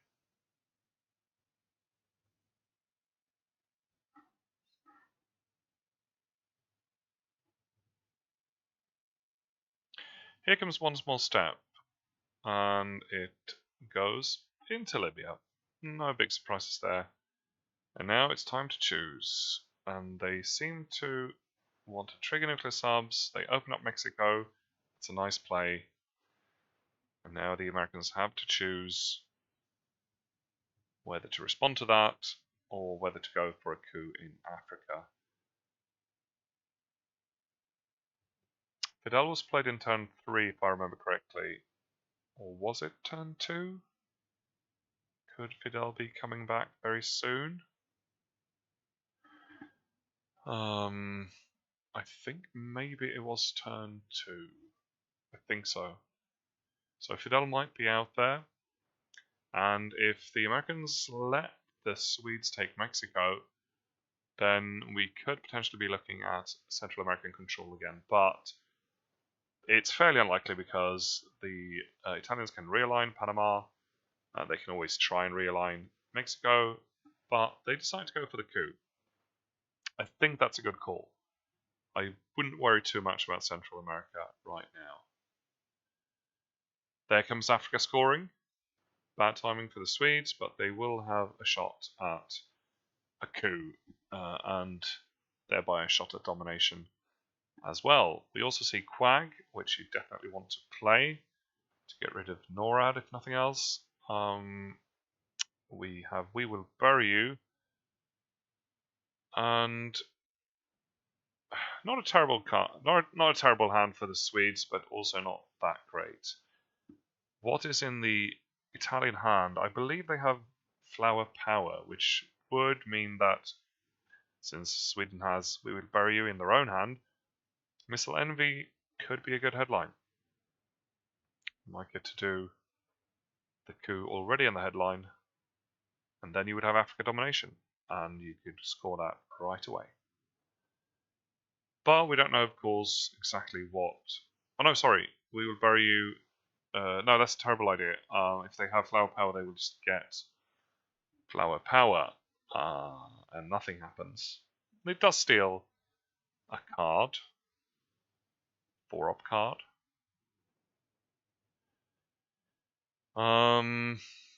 Oh, they managed to redraw Lone Gunman. That's also terrible. So that's another option as well to headline that. See the hand. And then you can decide later if you want to coup in the headline or not.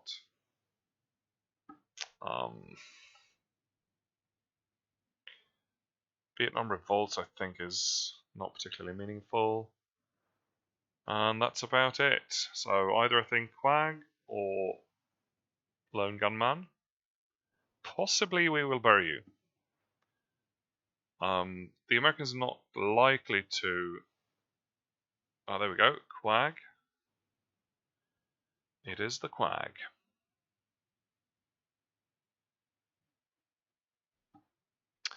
So what's in the American hand right now? I mentioned Flower Power.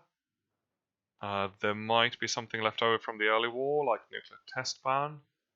They have Cuban, but that's a redraw. Ooh, that's also quite bad for the Swedes. They won't get to coup.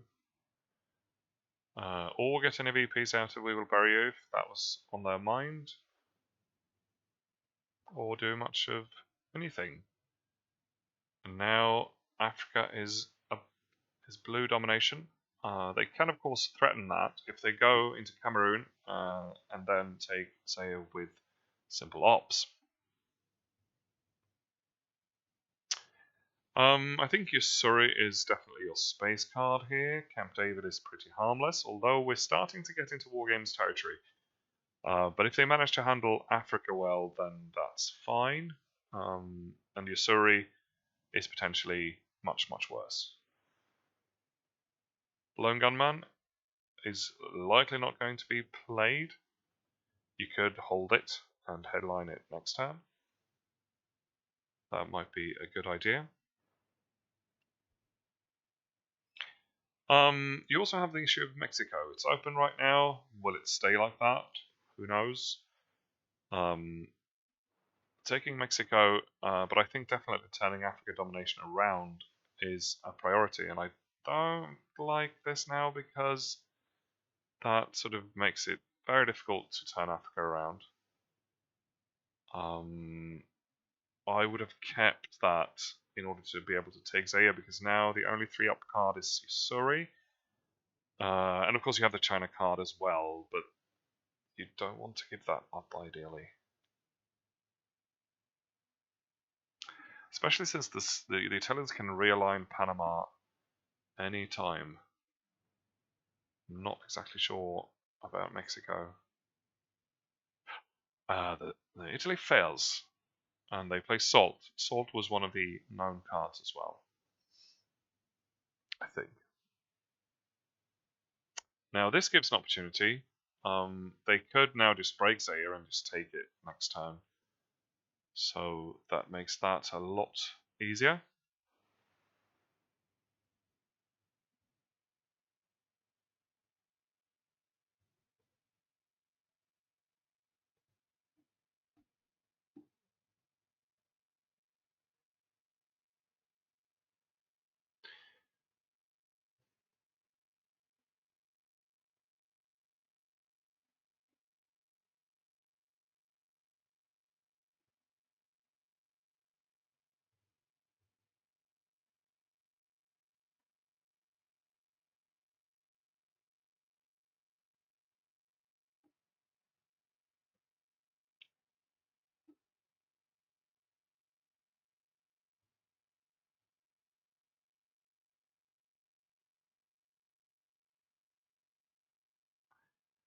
They go for your sorry and they trigger it, giving over the China card. Knowing that cultural is coming back, but so is Nixon, I think. It does turn around Africa. But they didn't strictly need to use 3 ops for that. And does that mean that they want to space Camp David? Or not space at all?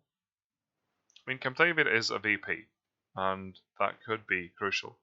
But they know now that they will get to score Africa right away, so then the Camp David VP doesn't matter that much. The Italians fail again. Wow. This is a breathing space that Sweden, I feel like Sweden definitely needed. This should be the scoring right here. There's not much more you can do in Africa, don't think.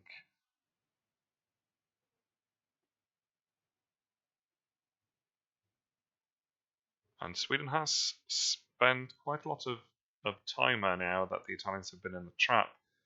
They're almost equal in terms of time. The Italians are finally out of the trap, and I didn't catch what the card was. We'll find out soon enough. So now, I feel like Sweden needs to overprotect things. Definitely Zaire, but also, okay, they break Costa Rica. They want to go to Nicaragua, obviously, and that's a good call. So it was our man that went last into the trap. Very good for the Swedes that they didn't get to trigger that. That might have been another Kennedy all over again. It also tells us that the Italians don't have any other red cards, which is nice for them. They event Shuttle. This could be pretty big. Both the Middle East and Asia are unscored as of now. Shuttle was one of the known cards as well, just that I didn't figure it out, and that's huge.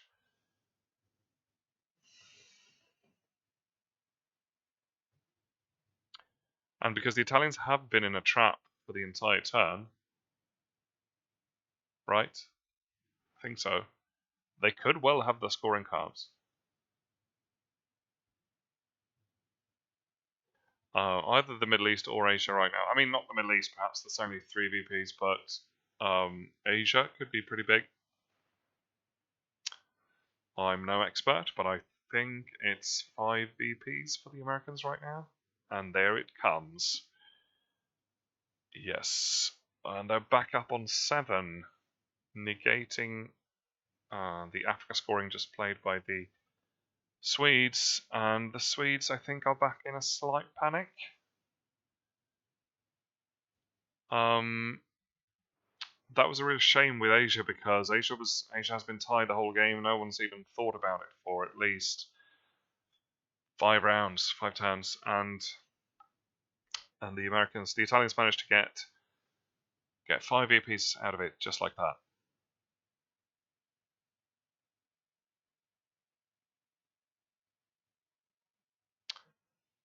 That was pretty brutal. And the Swedes have to choose now whether to hold Lone Gunman or Missile Envy. Not Missile Envy, probably, but maybe OAS. OAS right now is going to sort of start to work its way into their own only stronghold on this map, which is South America. They are in a position to possibly realign the influence from OAS, but that's going to be risky. And if the Italians go into Venezuela, for example, it's probably not worth it. So ideally, I think what I would do here is to overprotect some places, like you overprotect Venezuela, you overprotect Brazil, and then you can solve OAS. You can make up for that. You can fix it. Or if they go into Argentina, you can realign. That might be a decent choice here. We also know that neither side has gotten any mill-ups right now, and the Swedes can't even coup. But the Italians are probably likely to want to coup in their AR6.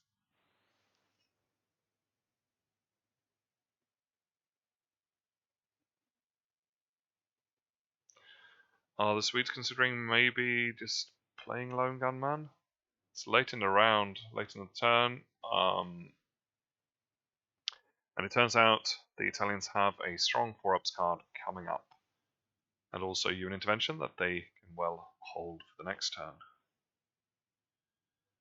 They go with the 1 influence into Zaire, and that makes it look like the Swedes are going to hold OAS for the next turn, and I think that's a good call. They definitely need that South America scoring to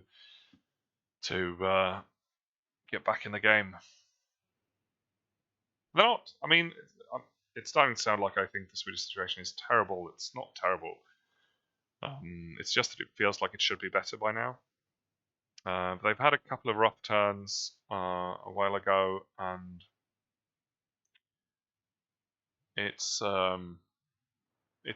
looking like a US victory to me if I had to make a guess, but it's not guaranteed. Far from it. I mean, Central America, for one thing, is could be a way out for the Swedes. South America is still, still control, but again, not particularly stable control.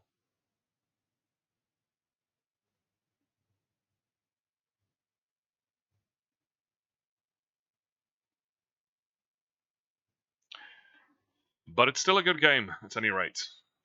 Still worth watching.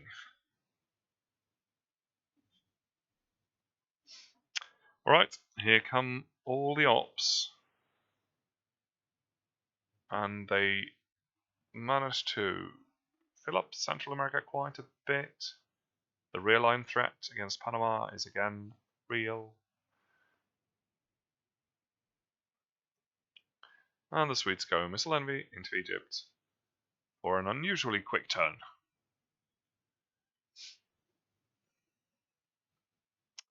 That does make sense. You get the domination, you force the Americans to do something else rather than coup.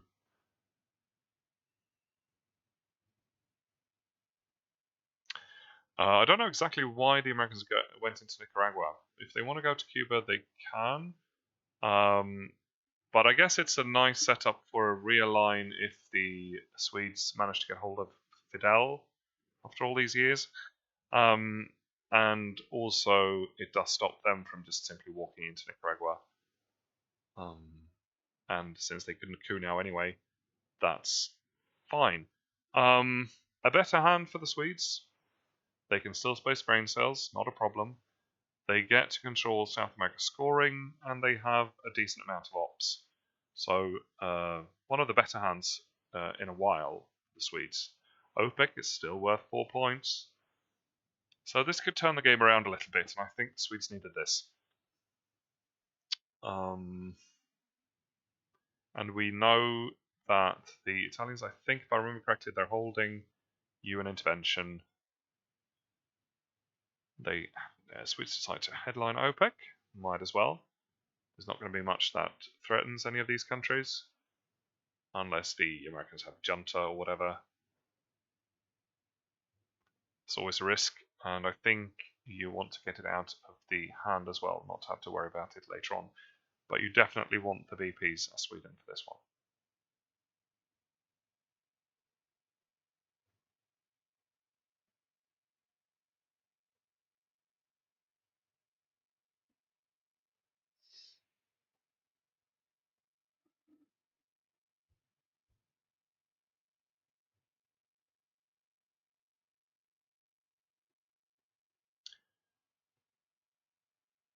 Both teams having about 8 minutes per turn left of the game.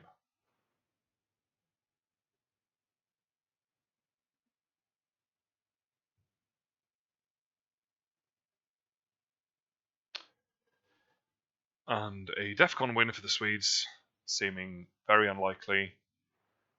DEFCON win for the Italians is certainly possible, but the Swedes will manage to get rid of grains this turn, which makes it a lot less likely. Star Wars is a threat, though. Star Wars is a DEFCON card right now, and it's likely to stay that way for a bit.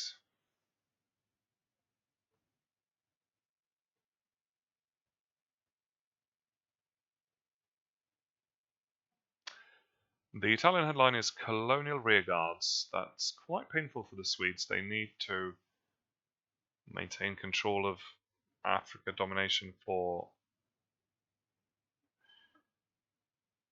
well, they just need to do that, I feel. I don't know. It's they can't afford to lose any more dominations as it is right now. So, as the Swedes, do you decide to coup? Right now, that means you will probably lose Africa more or less permanently.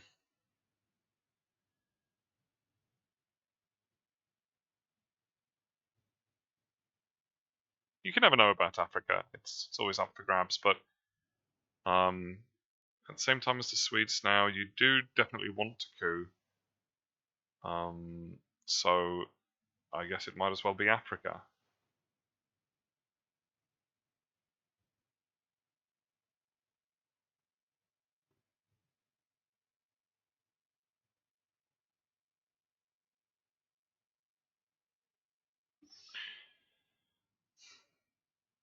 They decide to go for the coup, but they go for Egypt.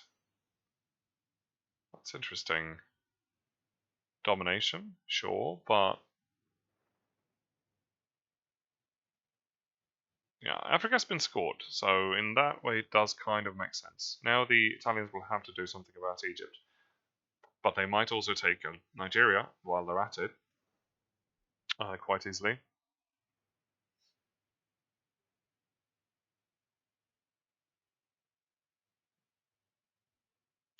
And that is indeed what they do. Of course, if the coup had been more successful, that would have turned the Middle East around. But right now, that didn't really do anything for Sweden.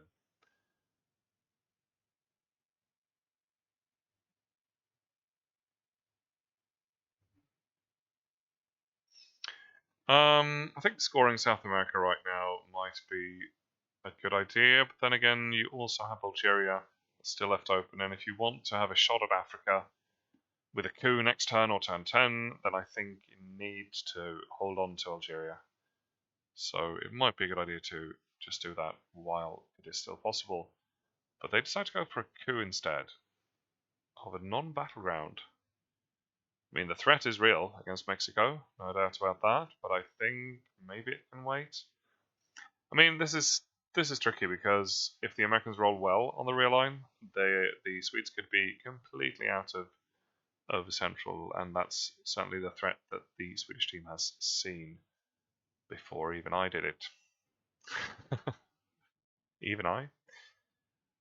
Well,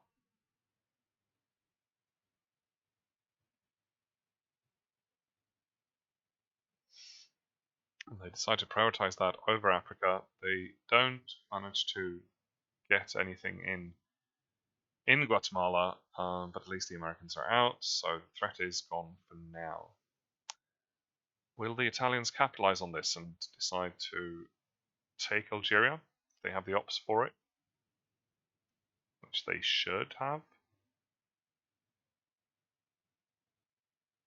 to maintain their domination in Africa and start to sort of look. I mean, the situation is starting to look really grim for the Swedes in Africa if the Americans get Algeria.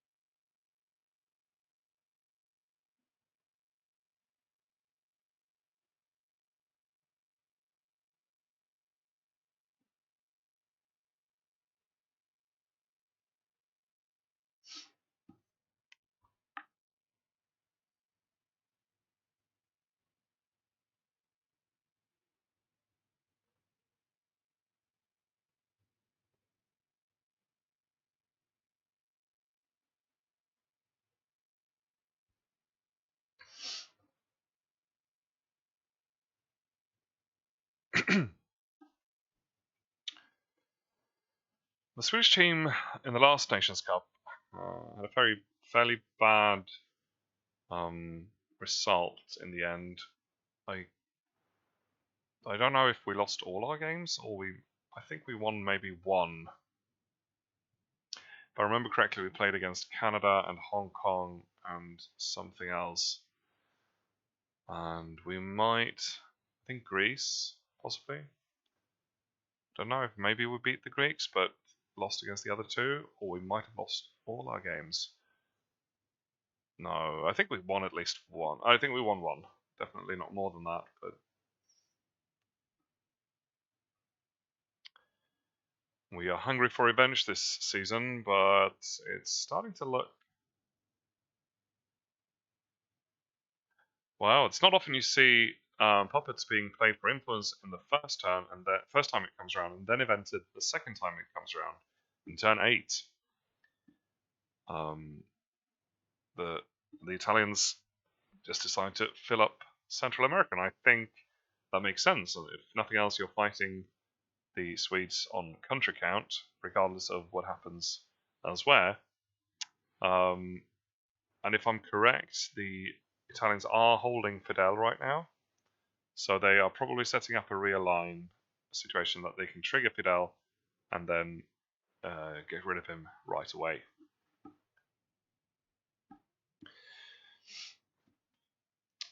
But the Swedes decide to fight them for it, and they take Guatemala. Of course, they can still realign Fidel, but now it's slightly less terrifying. I think if I were the Italians, I would just play him now and do the realign. They go for Ortega first, and they go back into Guatemala. They fail, and now they lose the influence in Nicaragua, and the Swedes get to do the ceremonial coup of Costa Rica. Okay, here comes the scoring card now. Finally, the Swedes can breathe a sigh of relief. Now they're actually in the lead. And South America is still under Swedish control.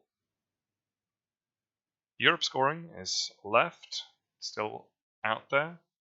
But so is Central America, and right now it is looking pretty red. The Americans, Italians, are in a situation where they can realign Panama, but they probably need to do that fairly soon if they want to feel completely safe in Central America. We're only a fairly reasonably strong coup in Haiti away from a buffer for Fidel, and the Americans can't space Fidel. So in that case, they will just need to hold on to him, I suppose. Hold him in custody.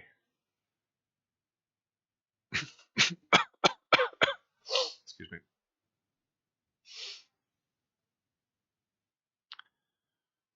Oh, I've been talking for so long. More than 2 hours. Alright, Muslims go to space, and that's 3 VPs for the Italians. And the scoring is extremely tight. Anything can happen. And here comes Grains, and it fails. The Italians are definitely in a much stronger position in space, giving them the opportunity still to get to the 4 VPs in the penultimate space, and obviously also being able to discard a card is always lovely. Even though Lone Gunman is out of the deck. Oh, here comes Kitchen Debates. We never saw that, did we? I think that was held from turn 7. They didn't get to trigger it though. I think the count must be fairly close, but considering the Soviets have all of South America, that's probably the deciding factor there. Warsaw Pact comes out in a miserable failure. And now the Central America is ripe for that realign that the Italians have been waiting for. Probably a bit too risky to trigger Fidel at the same time because they only get 2 rolls, but they can just do a normal realign, and that is exactly what they do, triggering Yuri and Samantha and realigning Mexico and losing 2 influence. That is probably not what they expected. If that's what they expected, I think it was a dumb move. I'm only joking. But, alright, let's see. Panama, much more successful. But definitely not the roles that the Italians were hoping for. I say much more successful because it wasn't a disaster, but it wasn't that much more successful, to be honest. Hardly made a dent in Panama. And now the Swedes are in the difficult situation of whether to rebuild Panama or coup Guatemala. They decide to rebuild Panama or do something completely different. I mean, I guess at some point you want to take back Algeria as well, and this is the time when they decide to do that.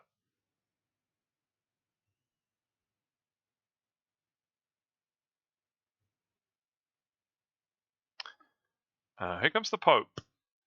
He has gotten out of the bear trap, and he does his thing in Poland. Alright, not a bad hand for the Swedes. Turn 9 coming up. Sweden, possibly. Liberation is pretty big right now. And if I'm correct about Fidel, it's still sitting in the American hand. We also have socialists, which could theoretically do something in Europe. They also have brush war in their hand, and a combination of socialists and brush war might be a threat to Italy, but there is probably something more safe that the Swedes can use brush war for that also doesn't cost them the coup. Glasnost is 2 VPs, and I know it's terrible to raise DEFCON, but it's 2 VPs that Sweden can definitely use right now. Then again, it's also 4 ops, which might be more worthwhile. South African is nice. Liberation is lovely. Portuguese Empire and South African together is pretty good. Independent Reds doesn't do anything. 5-year plan is possibly a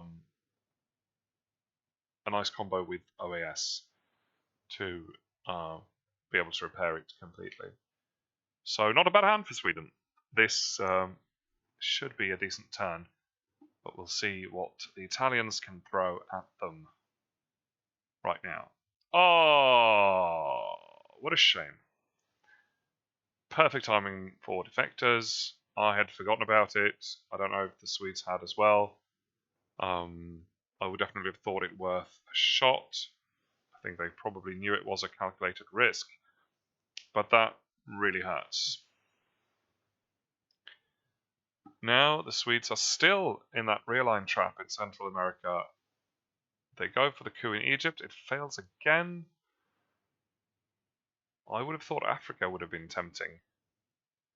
But then again, Middle East is coming up, so it makes sense that way. They decided not to worry about Poland, which I think makes sense. I think we had a conversation about a similar situation when I played one of the team games recently, and I remember some of the other players not worrying about Poland in situations where I definitely would have worried about Poland. But when you're in the when America has domination of Europe anyway, Poland is less significant. But then, of course, if they do take Poland, you're in a situation where East Germany is your only bastion in Europe, and that's not a nice situation to be in. So we haven't seen any of the East European cards yet either. So Europe control is definitely a possibility for the Italians in this situation. And the Swedes are definitely not playing for a DEFCON victory, because that's completely out of the window, even theoretically. So they kind of need to fight for those VPs and the dominations that they can still get out of this board. But I think they're starting to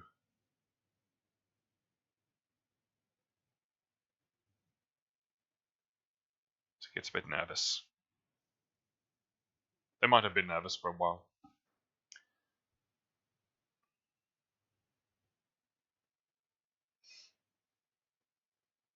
So where should Brush War go?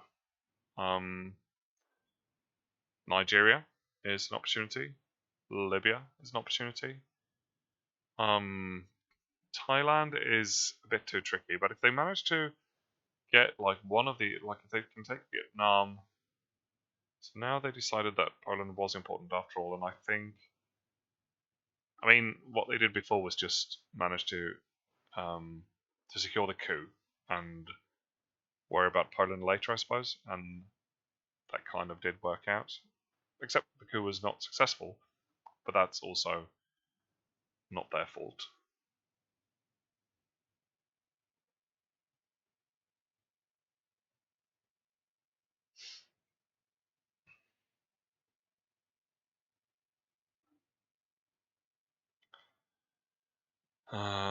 Timer is even for both countries. Italy having slightly more time than the Swedes right now, but it shouldn't be a problem for either of the teams. Here comes Chernobyl. In an historically correct turn, I think. Or maybe that should be turn 10. And the Swedes respond with a failed coup. Oh no, sorry, it was a successful coup. No, where was it? Guatemala? I missed that. Haiti, perhaps?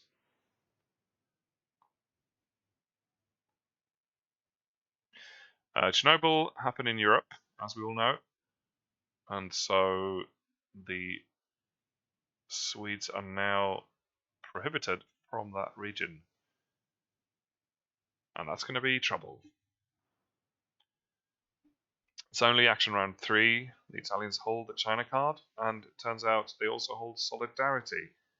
Europe control is definitely a possibility right now, and the Swedes can't really do anything about it. This is starting to look pretty terrifying. They do their best to distract the Italians by threatening to take Cuba.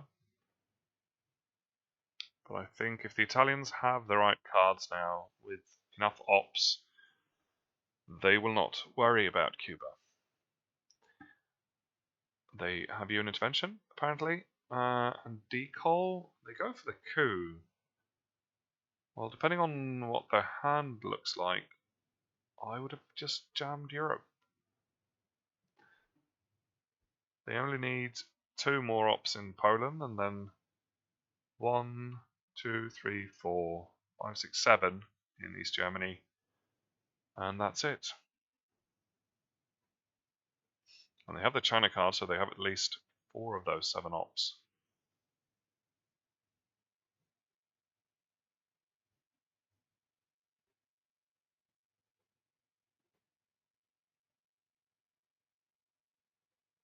No, sorry, they need 10 more ops in Europe. Yeah, that might be harder to pull off. But certainly you want to be in a position where you might be able to take Europe control later on. If you get, I don't know, tear down this wall or East European unrest.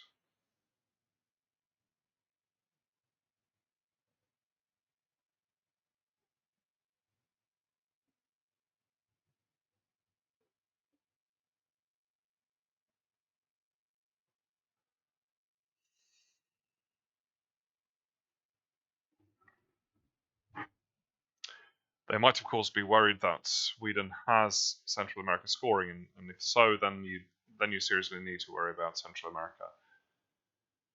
But they could just have responded by realigning stuff as well. I mean, Mexico is kind of overprotected now, so it's hard even to do the realign. And Panama, because the Swedes are in Costa Rica, they will always have access to Panama to take it back.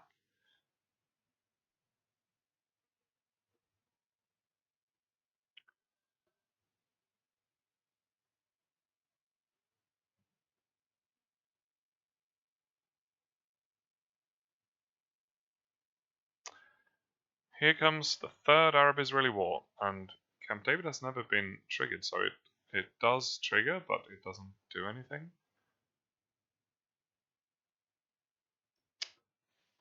The Swedes play Brush War, and they go for Libya, and it fails. I feel like the Swedes have tried so hard to get domination in the Middle East back for a long time now, and they have rolled just terribly every time.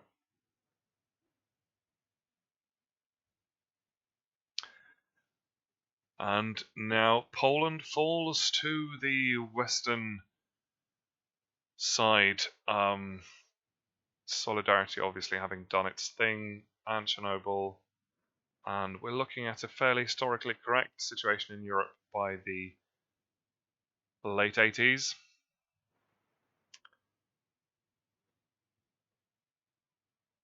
With East Germany being the last bastion of socialism in Europe.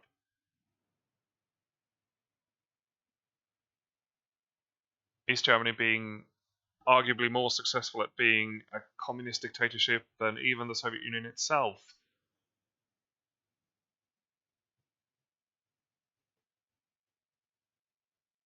And here comes the classic 5-year plan OAS founded combo, waiting for the Italians to do their thing.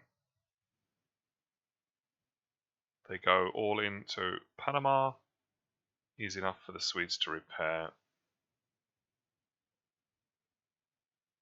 And they even get 1 extra op to do whatever they want with. I might put that in Panama as well, actually. They decide to set up a realign in Saharan states, perhaps.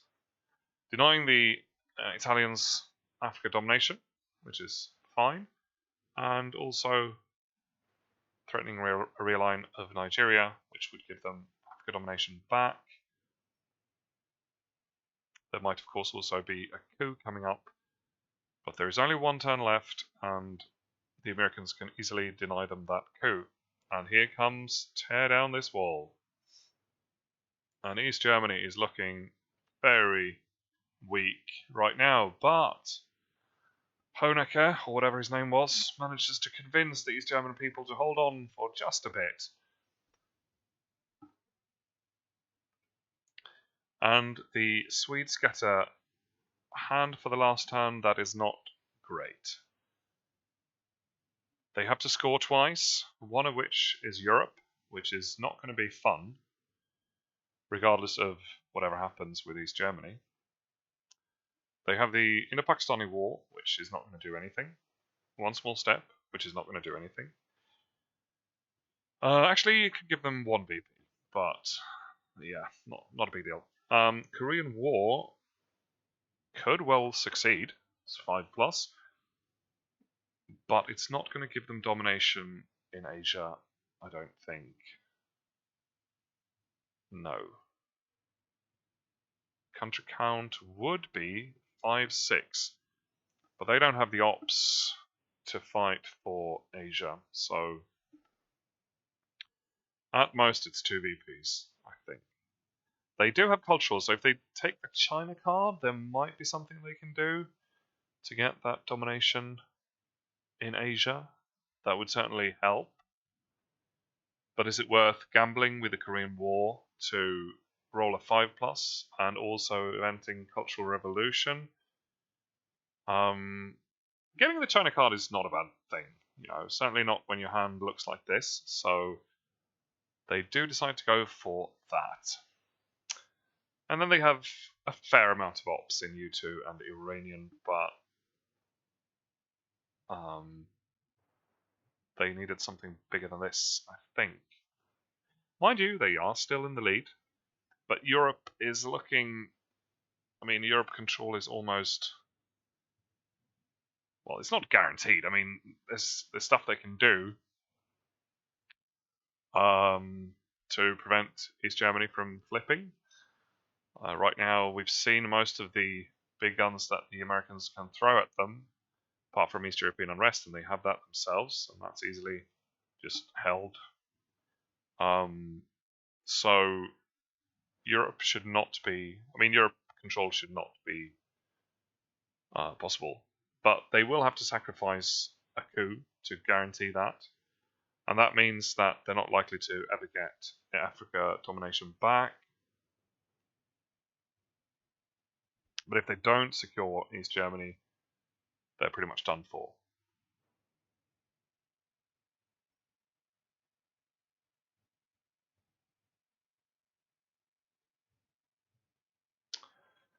Wow! That is clever. Clever play by the Americans. They deny the Soviets the China card right back at them. It's unplayable now, so it won't play any further role in this game, but the Swedes could definitely have used that card. With DEFCON still at 3, it's starting to look like the Swedes are going for that coup, even with East Germany being as weak as it is, and even with Europe scoring in hand. They really want that domination in the Middle East, and once again, they do not get it. I wonder what the point of that was. Like, why not coup Nigeria instead? Or even Angola? I mean, yes, they have Middle East scoring, but it was only a 3-up card. You're giving up East Germany, you're giving up Europe control. Probably, unless the Italians have a completely worthless hand.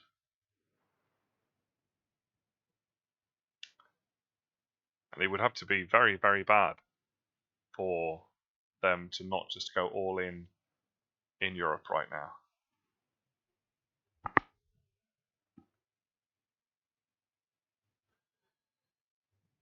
One question is, though, did we ever see Warsaw Pact getting triggered? Because if we didn't see that, then the Americans might be worried about that. But I think we have...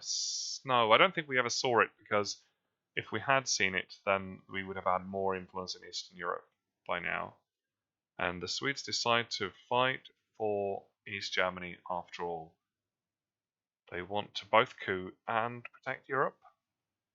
Depending on what's in the Italian hand, that could be more or less difficult. Certainly the Italians are having a think about what to do. Do they want to keep going with this ops war? If they had a 4-op now, they would definitely do it. So they might not.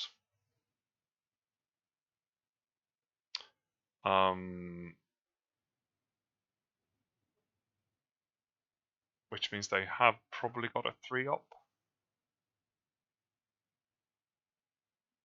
course, they don't know that the Soviets have Europe scoring.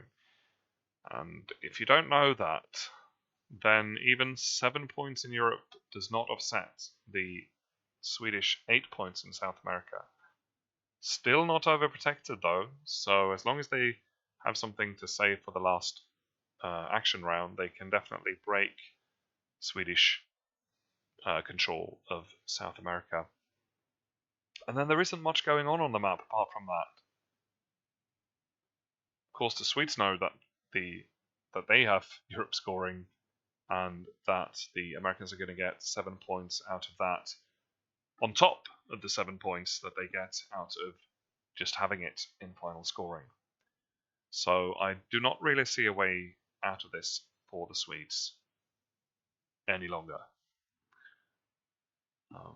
There isn't really anything that the Italians could have in their hand that I feel like could prevent them from winning.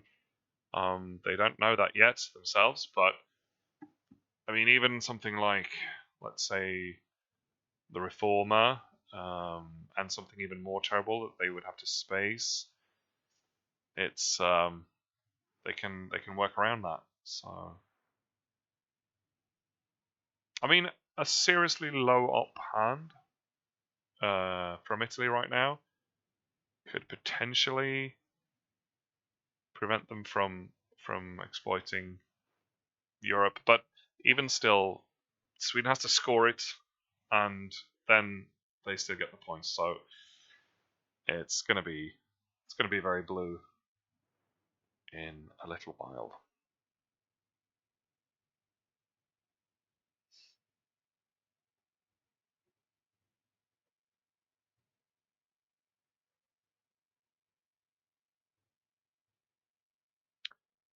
Italy is nearing 6 minutes left on the timer.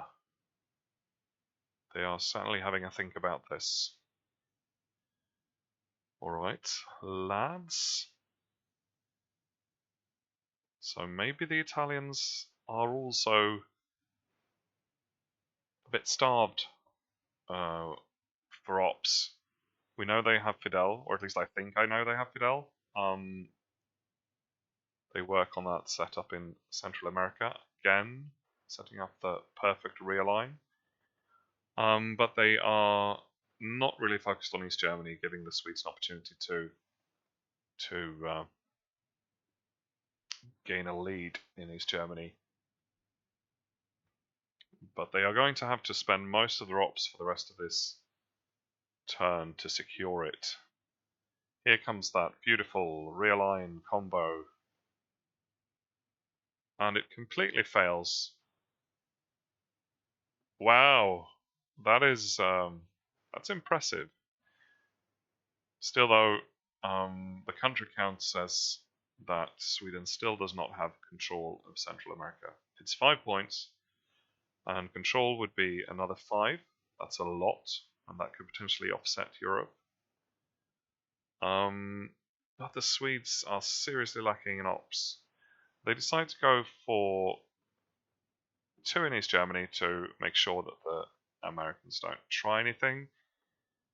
But now they're going to have to score a bit, and then they're going to have to coup in Central America to get those 10 points. And the Italians are going to have to fail again on that 2+ realign for that to be even possible. So with the right die rolls, Sweden might still manage to crawl back from the brink of destruction. But they would have to be some pretty special die rolls.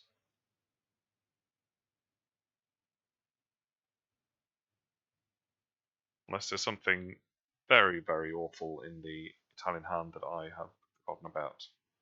Right, Pershing, fair enough. It's still 3 ops though. And it won't do much in Europe. They go for the realign, and finally they manage to get rid of Fidel. But another fail in Panama. Still, the Swedes need those 3 influence in Cuba for Central America to be even significant. They do manage to lower the penalty in Europe a little bit more. I say penalty, I probably meant punishment. Whatever. Scoring it for only 4 points rather than 7, but it's still pretty bad. And the Swedes are now going to have to score Middle East in the 6th action round, and then play Korean War for their last turn, which is a measly 2 ops. And is not really going to do much. Of course, they can overprotect finally South America, perhaps. The Americans try to take back, well, they do. They take back domination in Europe by securing Greece. And the Middle East gets scored, and now what will Sweden do with their last 2 ops? Overprotecting Venezuela and Brazil is definitely important. And I don't feel like there is a ton of other things that they can or need to do. But the Italians can secure domination in a number of places. They can break something in Africa. They can take over just a random one-up country in Africa, Southeast African states or Sudan. They can break Iraq or Saudi Arabia, but they also need to coup. And they do that now, which also gives them domination in Africa back, giving them a realign modifier of -1 for the last round. But I don't think the Swedes can afford to do a realign in any case, and this is going to be an Italian win. I dare say now, I think. Is there a theoretical chance? Not really. So right now the Americans are up 6. This is the final score, +7 for the China card. And how can the Swedes even hope to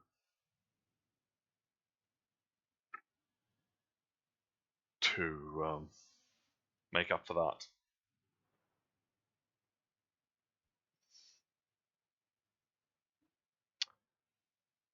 They can remove points in Africa by breaking Nigeria, or they can remove points in the Middle East by breaking Egypt, or Libya, or Israel, or whatever. But they can't, which would actually also give them domination in the Middle East. So that's a 3 VP swing. Africa, I think, is 5 VPs right now. So that would be a bigger swing. But the Italians can, of course, just counter that by breaking something in South America, which would be, I think, a 3 VP swing. And if you don't overprotect both Brazil and Venezuela, it doesn't matter if you overprotect any of them. So in that case, I guess you could just break something in Nigeria, perhaps, or Middle East. Nigeria makes more sense, then you would also get 1 more op that you could use somewhere else. Actually, Africa is only 4 points at the moment. So, but it's still more than the Middle East. What would happen if you broke Japan? No, they would still have the country count by far.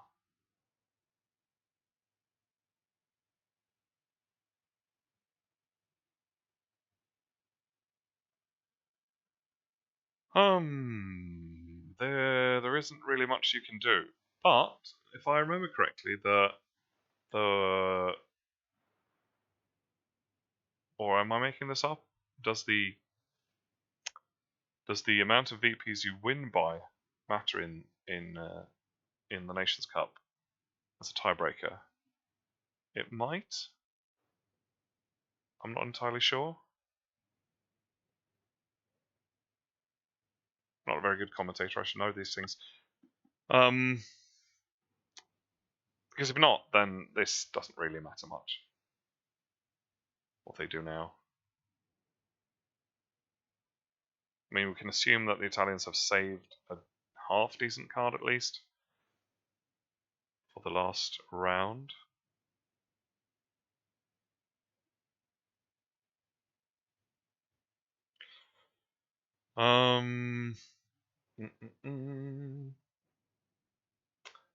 The teams have certainly used up most of their time, and I think you kind of need to.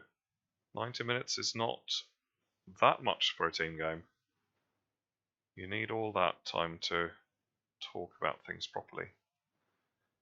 I think maybe what they're thinking about could be whether it's worth doing a realign in some place and just hope for mad rolls, and where you would do that in that case. They do realign and they try with Nigeria, perhaps, that being a ±0, everyone has the same. Well, that didn't work, so if they had succeeded with that, they might have been able to pull something up somewhere else. Now they just need to try that again, and it does work this time. So they do negate African domination, which is pretty much what they could have hoped for if they just played influence as well. Couldn't have done anything more than that. The Italians decide on Aldrich. Easy choice, break control of South America and get Africa back, and then they discard Central America scoring, which would have been 1 point, 2 points for the US, for the Soviets this time. They get 5 points, not a huge win, but I think they felt pretty confident towards the end of that game. And Sweden still having a hard time in the Nations Cup. I'll see if I can get some of the Swedes in here. Actually, I only need to... I don't know what I'm doing on Discord. So this is... hang on. Let's minimize this to start off with, and then let's turn on the sound. De nyckelmomenten vill jag se vad andra säger. Hey guys! Hello! You need to speak English now. Some people might still be watching. What? Why are people in your Twitch? What? Do they have to watch that monstrosity? Yeah, no, I'm sorry guys. How do you feel? Daniel's on suicide watch right now. Yeah. But Frederick and I are doing better. I hate losing. Yeah. That's we identified 2 mistakes, big mistakes that we made. All right. I'm then, not sure if I caught them, but I mean, obviously that Kennedy was painful to watch. Yeah. Not a mistake, but I mean, it made me cry. We had a good start, but then they got on all the good scoring cards where they wanted them, and we got. Yeah, I felt like the Kennedy you can't do anything about, but we had 2 big mistakes that we made, I think. Not big, but 2 little mistakes. Inaccuracies. That's the chess term, right? Yeah. You can go ahead and tell me about the mistakes, but I also have a question about the Middle East, because you seem to be spending a lot of effort in the Middle East for quite a long time, going Egypt and trying to getting domination back. Well, I mean, it was the only region with a split background, evenly split battleground count. Yeah. So I think are you talking about turn 9 and 10? Yeah, but also at some point before that, I think you decided to coup Egypt, rather than primarily like Africa. Was my thought that maybe trying to get domination in Africa back would have been easier. Yeah, but it was already scored. So we figured our only win really was a War Games victory. Yeah. In turn 10 with Middle East and Central America being scored. Yeah. So at that point we figured coupping Egypt made the most sense. Yeah, that's a good point. So what were the other mistakes that you felt that you did? So the one was in Middle East. We took Iraq before scoring it, and then they took Libya with brush war. Right. Yeah. And then the other one was score, then take Iraq, then play OPEC. Yeah.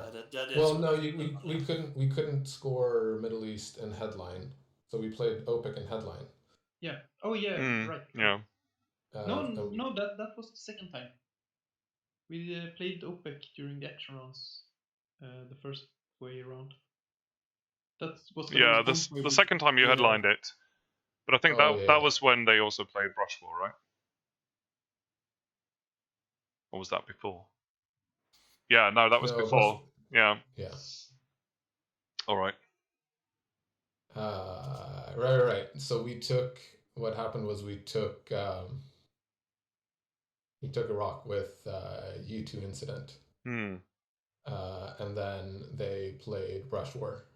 Yeah. Which equaled Middle East. So we lost 3 points on that, I guess. Yeah. And what was the other mistake? The other mistake was in early war when they took France with Suez. I forgot that they were under containment, so they could take it. Yeah. Just negating it because France was empty for quite a long time. Yeah. And we also we had all the events, but we didn't have enough ops early war. No, you had a couple of turns. I think maybe it was turn 3 and 4, or maybe 2 and 3, or whatever, when you were really low on ops. And that felt quite decisive. Yeah. I mean, the first turn wasn't too bad, but no, I mean you can't complain. This one is pretty. But... Exactly. But this one was pretty awful, and you also had to give up the China card. This one was terrible, yeah. And you had the 2 scorings, and I think at the start of the turn, Central America was even, and they had 3-1 in Africa. Yeah. Something like that. Was this the turn? There was one point. Oh yeah, you gave up the China card in turn 1 when they couped Thailand. How do you feel about that? Because I was a bit surprised, and it felt like it was a really quick move. So I was like, oh, had they decided that beforehand, or was that just like sort of a gut reaction?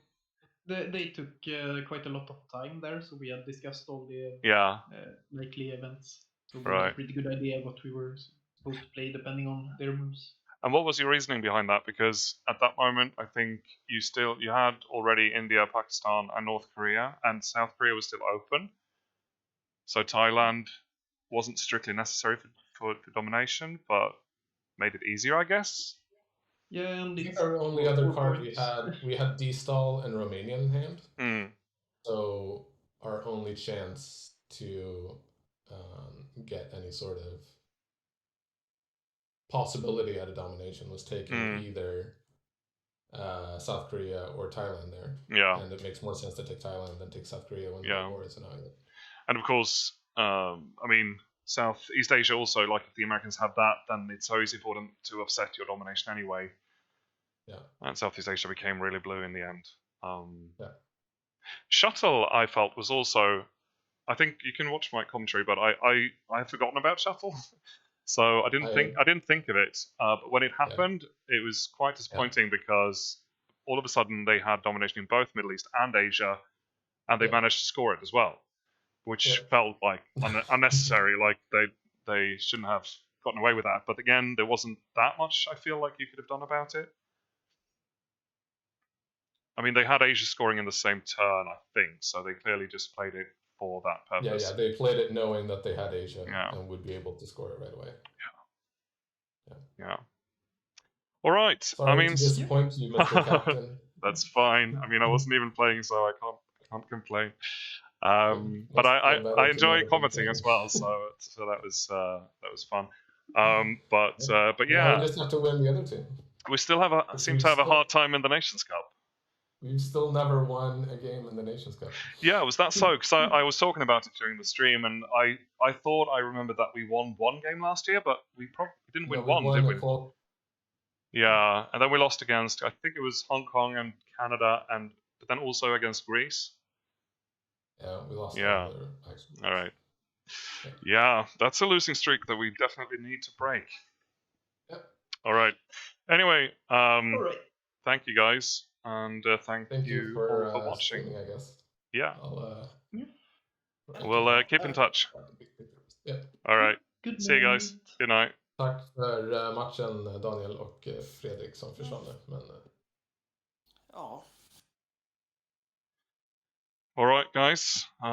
Thanks for watching that miserable time for Sweden. I'll be back with another Nations Cup game probably fairly soon because we need to have them played by the end of June. And also, like I said in my previous stream,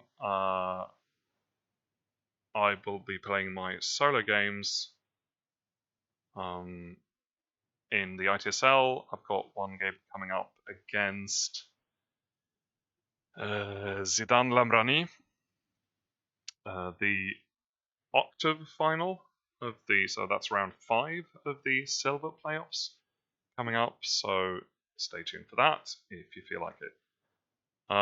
Take care, guys. See you next time.